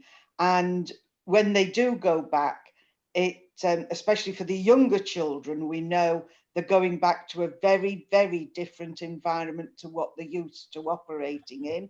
Any teaching or anything will have to happen in a very, for some of them, a very alien way. And I know, speaking to people in education who work with young children, put it bluntly, they're nearly in tears telling me what they're having to put away and things like that. So, you know, what do the children in Calderdale feel about all this? Who wants that one? I was just saying that Mark can tell you what the feedback is from kids today, and it might be helpful for Rob just to tell you, particularly for children with autism and some of our looked after children, some of the relief they found of not attending school. But I'll let Mark tell you what's happened today, if that's okay. I think in terms of feedback from children, then obviously I've not spoken to any individual children, but yeah, we get the feedback from head teachers. The feedback from the schools that have reopened more widely today has been really positive, from Croydon and St Chad's, and children have been excited and enthusiastic and wanting to get back to school. I think the point about school being very different is very, very important, because any child coming back over the next few weeks, whether you're in year 10 in a few weeks or whether you're in year 6 on Monday, for an example, and you're having to socially distance and your normal class is 30, but you're put within a bubble of 15 and you can't move from that bubble and you can't see your friends, etc. Now, I anticipate that head teachers are planning through all of that very carefully and ensuring that the organisation of children is planned in terms of friendship groups, etc. The point about early years children, you know, we all know nursery children, reception children, the first thing they do is want to go and play in the sand. Well, unfortunately, the sand pit's not going to be there. It might be individual sand pits, but it's not going to be there as they know it. You know, teachers in early years classes are removing toys, are removing soft furnishings, because everything has got to be able to be washed and be washed routinely. So it's going to be very different. I think the other thing to consider, however, is also where children are in their thinking about returning to school, because some will be excited, will be enthusiastic, but a lot will be very anxious. A lot will be anxious because they've been at home for such a long time, because they've not seen the friends, because they're going back to unfamiliar surroundings. Some of them may have experienced bereavement. There'll be, you know, all sorts of things going on. So one of the things we've talked a lot to head teachers about through our briefings is about how they make sure that the provision and the curriculum, what they teach and how they teach it, is very different. And we've thought a lot about things like relationships, about recognition, about regulation, you know, how children regulate their own behaviour when, you know, in many ways they'll have had very few boundaries over the last 6 weeks and life will have been different, and that they'll need a routine. But also children will need time to reflect on their own feelings and reflect on their own experiences. So in many ways, I don't necessarily know how individual children will feel, but I can assume from my experience of working with children, and heads are telling us that albeit they will be excited to get back, actually that excitement might wane a little bit when they realise what they're going back to. But more importantly, there's very much that needs to be done by schools to welcome the children back and to try to address some of those mental health well-being issues that will have been present, you know, for many children in very many different ways across the last however many weeks when they've not been in school. Thank you very much for that. But it is a concern. My concern is that, you know, we've just heard about, you know, children's mental health and everything, that it might take a downturn when the picture has been more positive recently. Thank you. Helen. Very quickly, but I think there's a massive issue when we're talking about like not sending your children to school when they're ill, not taking time off when you're ill. It's difficult to take time off work because your children are ill. As a teacher, I would say there's massive cultural pressure that you feel, don't let my class down, don't let my colleagues down, turn up to work, whatever. This has been a massive cultural shift that once we get back to something like normality, I think we're really going to have to look at in a lot of depth to make that shift. I tend to agree. Howard. Thank you. Another question to Julie, really. You're speaking to the heads and deputy heads tomorrow, you mentioned, and under the guise of my TLC Together for Looked After Children trustee hat, we've been looking, for some time to roll out a peer-to-peer mentoring. It worked in the Trinity Academy. We'd really love a school to take that on board. We had some lottery funding, and it does work in relation to helping the children looked after. Equally, especially at this moment in time when there is anxiety, there's uncertainty, and I think it's about challenging times. I'd really love you to mention, actually, as a charity, we really do want to reach out and roll that out again. The feedback from the Trinity Academy was absolutely fantastic. There's all the differences with the children looked after, actually, in just even attending more classes and the behaviour and things like that. So the actual programme does actually work. We worked with the Yorkshire Mentoring programme scheme at the time to ensure that does work, but we're really desperate to spend some money from the lottery funding to do that. So we'd really welcome to encourage and to try and move that forward. So I thought take this opportunity whilst you were here. Thank you.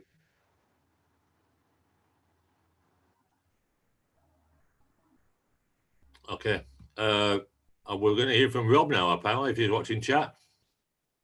Thanks, Councillor Estrick. I think one of the things that we're finding when we talk about vulnerable children, we're finding, when social workers are visiting, we're encouraging children or parents to allow children to go back to school wherever it's safe to do so. But certainly a lot of the stories that we're hearing from parents and from foster carers is that we're hearing quite exactly what Mark said. A lot of our children are very anxious about going back to school. And also what we're hearing from some parents and some foster carers is that the period of lockdown has been a very settled period for some of our children. And it's a period of settlement that we've not seen for quite a long period of time.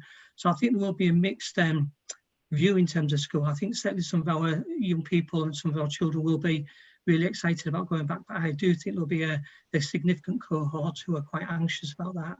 And certainly from the feedback we're getting about parents about why they're not sending them to school, particularly for vulnerable children, they're highlighting that there's a stigma attached to being a vulnerable child.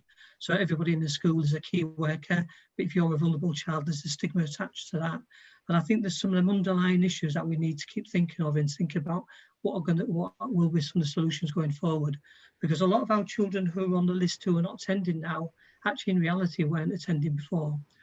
So we need to understand that as well really well, I think.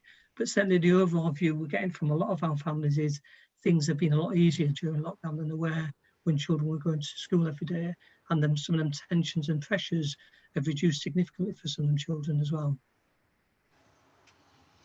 All right, thank you. Ben, did you have an addition to the afternoon? No? Not speaking to me? No? Okay, well, I think I'm going to move on, members. If I have one observation, it's that I think Deborah got away very easily this afternoon on the basis that I'm sure I watched the Prime Minister tell me that the 5 tests had been met, and that I saw the Health Secretary tell me they had 60,000 spare tests, and if I wanted a test, as he was speaking yesterday afternoon, all I had to do was go online. But then again, I've always been in favour of Calderdale independence, so why should we listen to what they have to say? All right, members. We're going to move on. Thank you, Debs, Ben and Julie. I don't know who's staying for the IRO item. Yeah, we're saying goodbye to Mark, and Rob and I are going to stay on for the IRO item.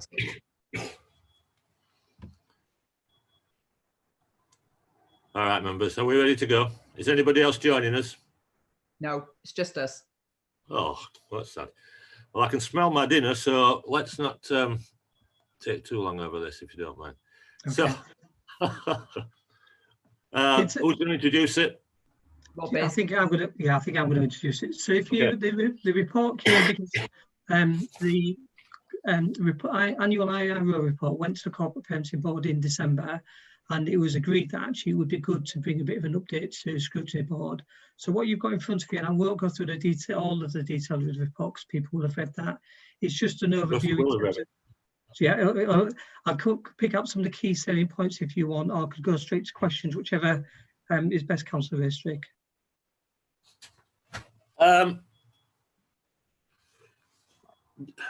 No, I don't want to rush you, Rob, even though I can smell it now. That was sort of a joke. You tell me what the highlights are, but Right, keep it to the highlights. Sir. Yeah, so the main points are child protection conferences held. So there's been a slight increase in conferences this last year. You know, they are by any account a quite small increase. And actually, in terms of we see that every now and again, we have these little blips and then it goes down again. There's nothing that I would say is out of the ordinary in terms of that increase.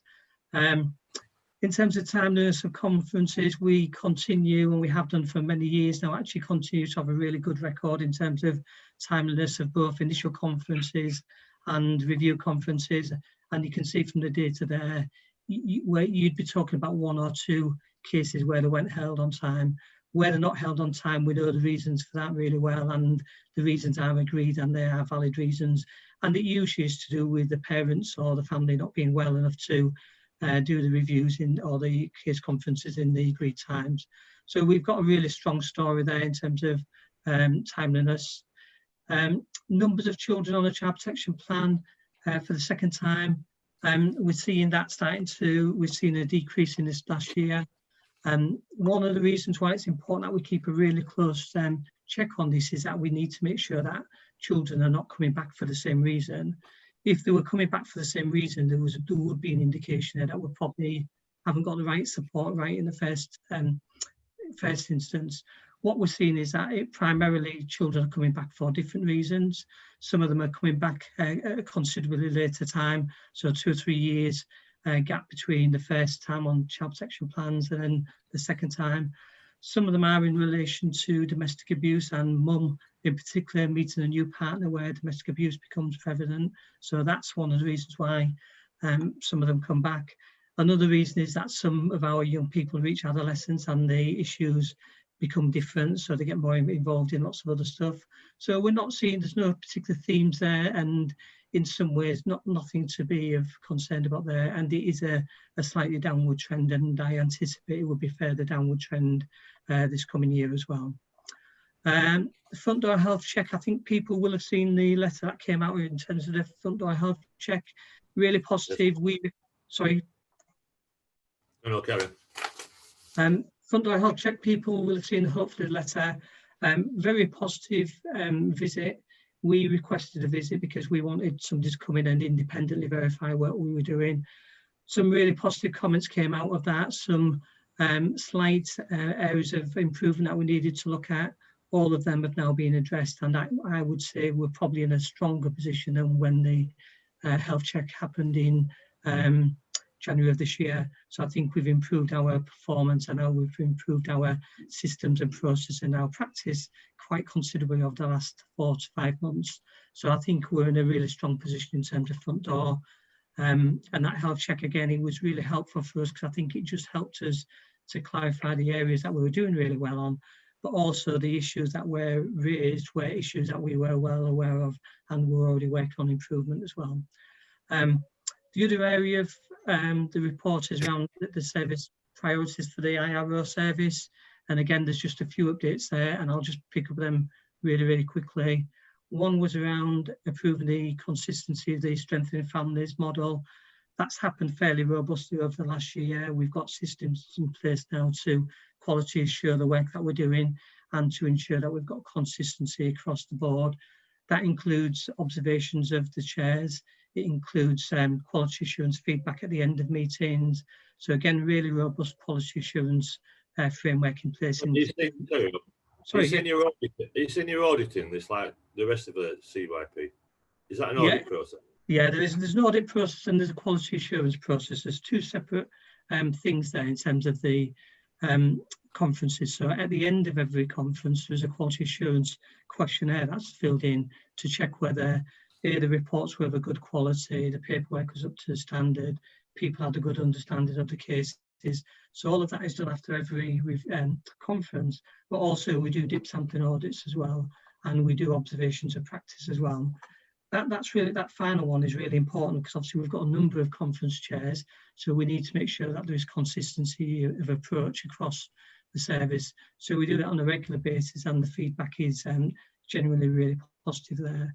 And we get feedback from practitioners who attend conference as well to see how it was for them and whether they felt it was a a good process and a fair and just process as well. So when you're auditing them, Rob, you've got the data to show that out of the 2,000 audits I did, 1,999 were fantastic and one was poor. Yeah. Or you've got that number. We've got, it probably won't be worded like that, Councillor Ristic, but we've got data. We've got data around the quality and in terms of the assurance mechanisms in place. So that feeds into our overall performance data that we use.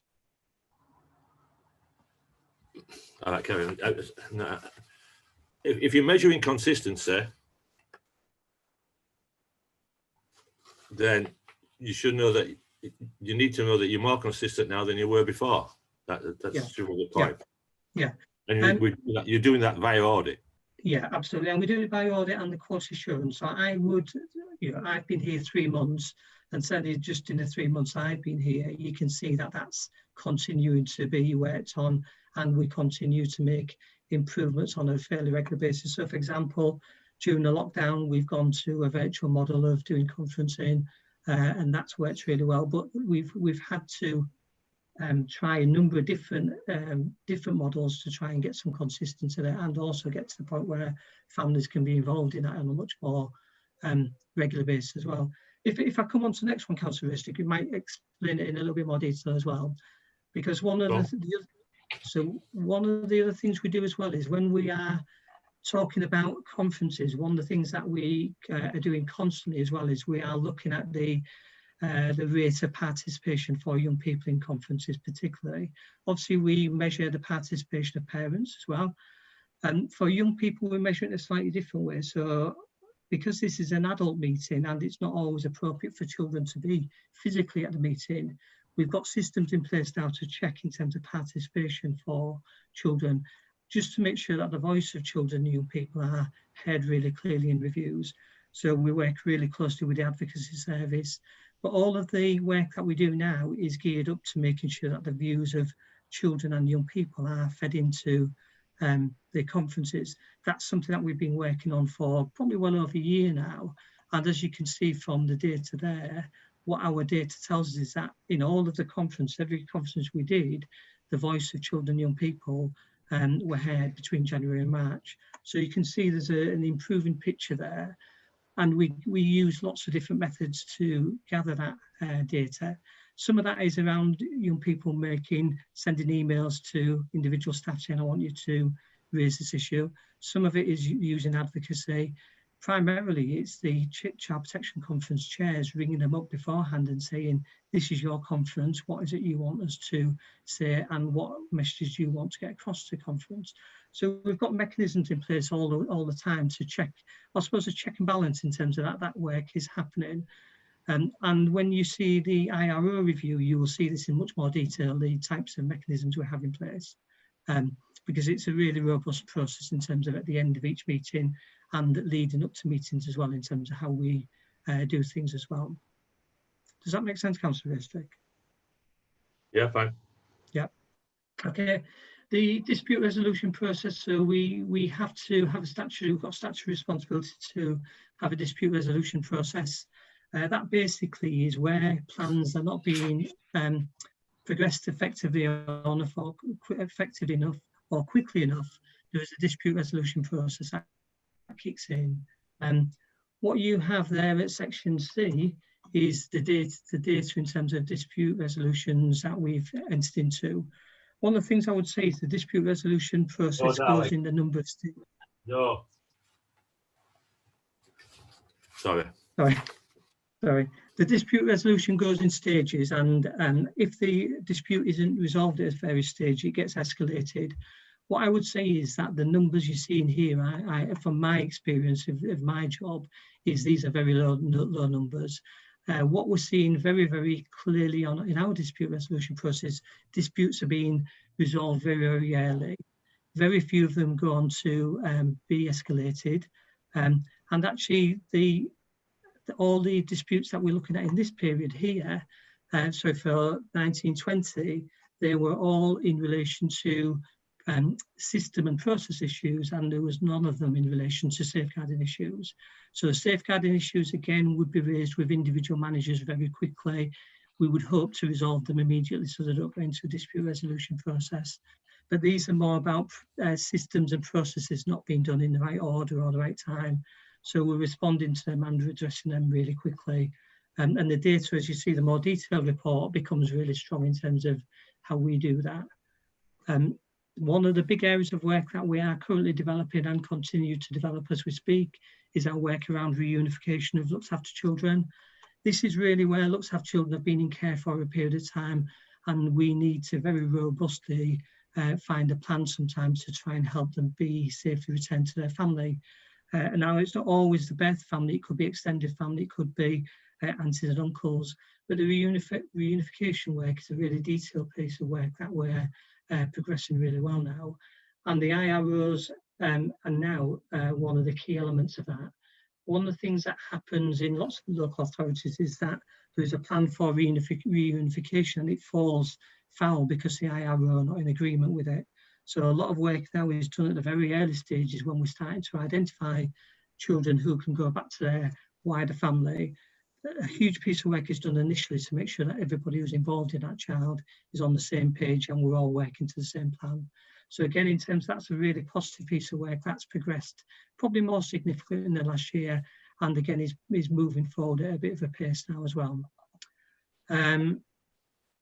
Again, one of the areas that we monitor really robustly is attendance and reports that are provided by other professionals to child protection conferences.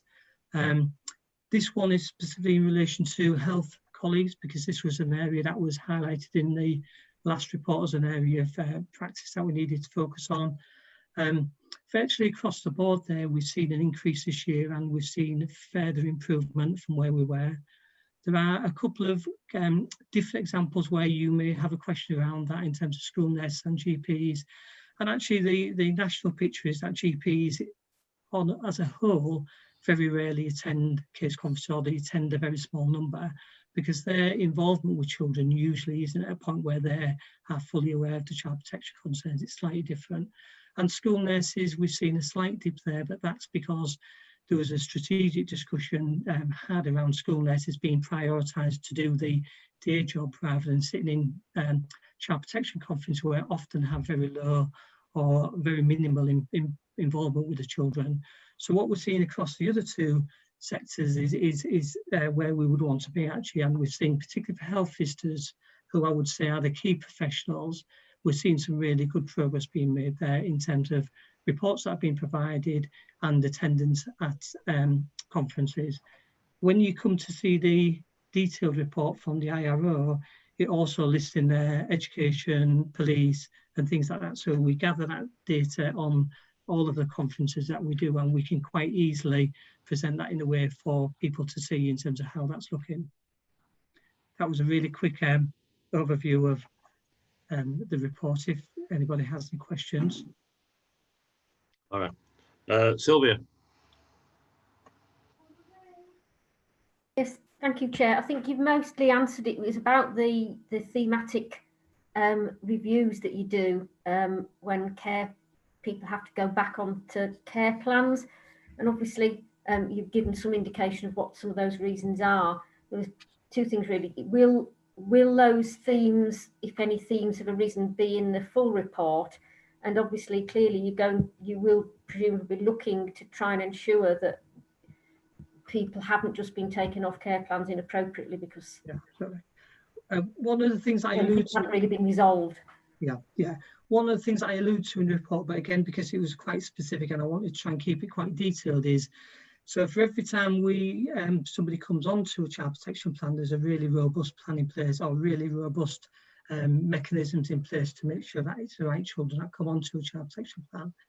And when we de-escalate from a child protection plan into a child in need plan, and then hopefully down to universal service, it's really clearly robustly managed at each stage as well. So when we are looking at children coming off a child protection plan, there's a big piece of work that goes on in the background there to make sure it's the right plan for that child. And we monitor that really, really closely.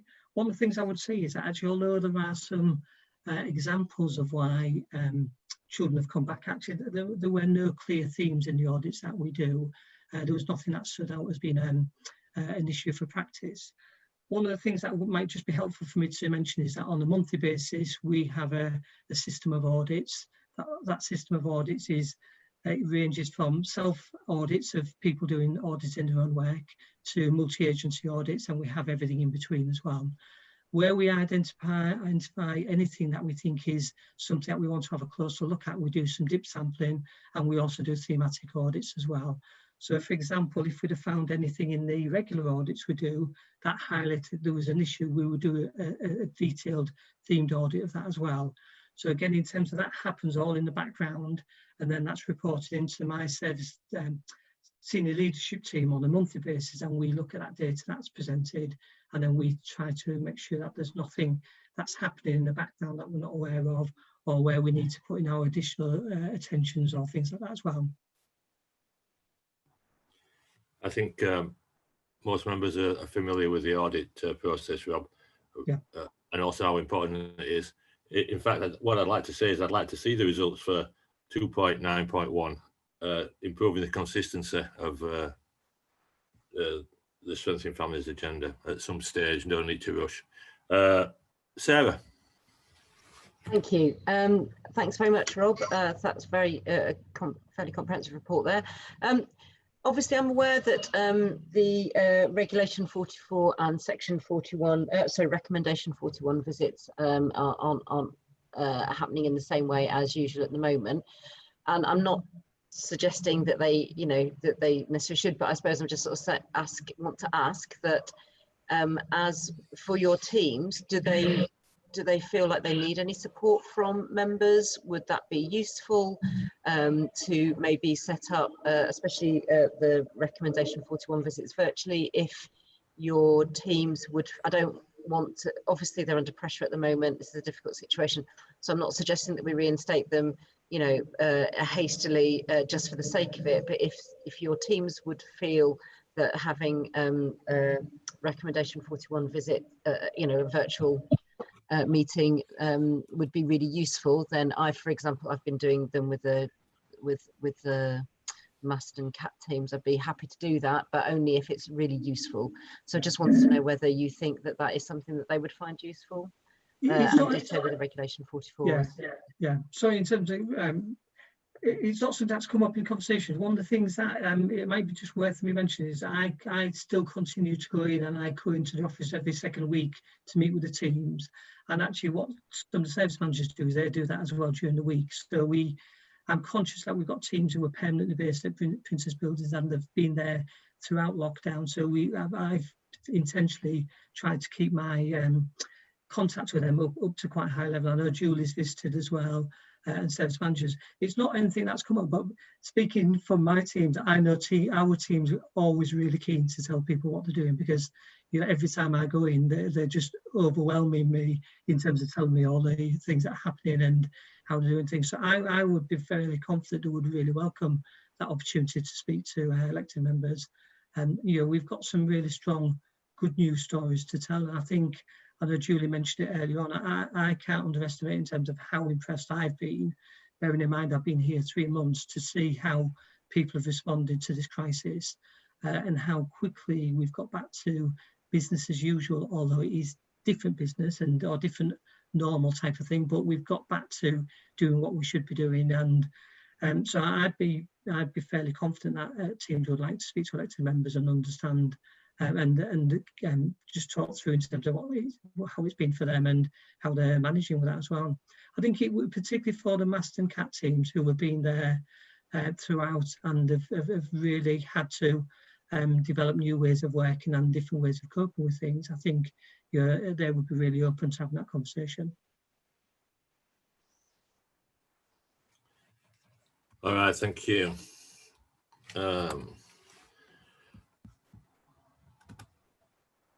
I think we're going to call it a draw there. That was a very interesting article.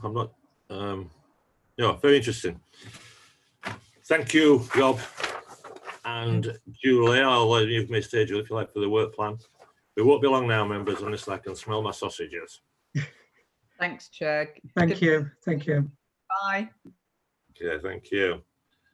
Members, work plan. You're going to leave that to me and Lauren, because that's how it's going to be. All right, Sarah, we have a request from Sarah about C&K. Yeah, just about the C&K Careers, really keen to embed. I've had an email from, well, there was an email from Martin Green, who's the relatively new CEO of C&K Careers, and they're really keen to make sure that, you know, we're using them as much as we can, that their services are probably far further wider ranging than we may imagine. So it was sort of suggested in a meeting earlier in the year that maybe they came along, presented, did a presentation to this scrutiny panel, or even possibly to full council. And I was just in the process of sort of like just about to write an email when we all got, you know, all this happened. So yeah, so my suggestion would be that maybe they do they come to and do a presentation to scrutiny panel. They would welcome that. Yeah, I'm happy to welcome any of our partners at all times. I don't know whether my thoughts, I'll be perfectly honest, I don't know if Adam and Julie might be more their marketplace. I don't know if any other members have got any comments, if you want to wave or.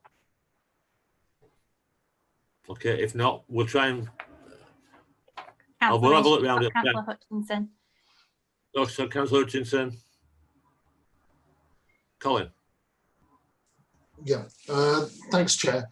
There are some areas that we don't seem to be actually being as proactive in terms of encouraging kids to get into particular lines of career locally compared to in some of the surrounding areas. I'm thinking particularly in Bradford with their industrial centres of excellence for encouraging kids into the manufacturing industries, into the arts, into health and social care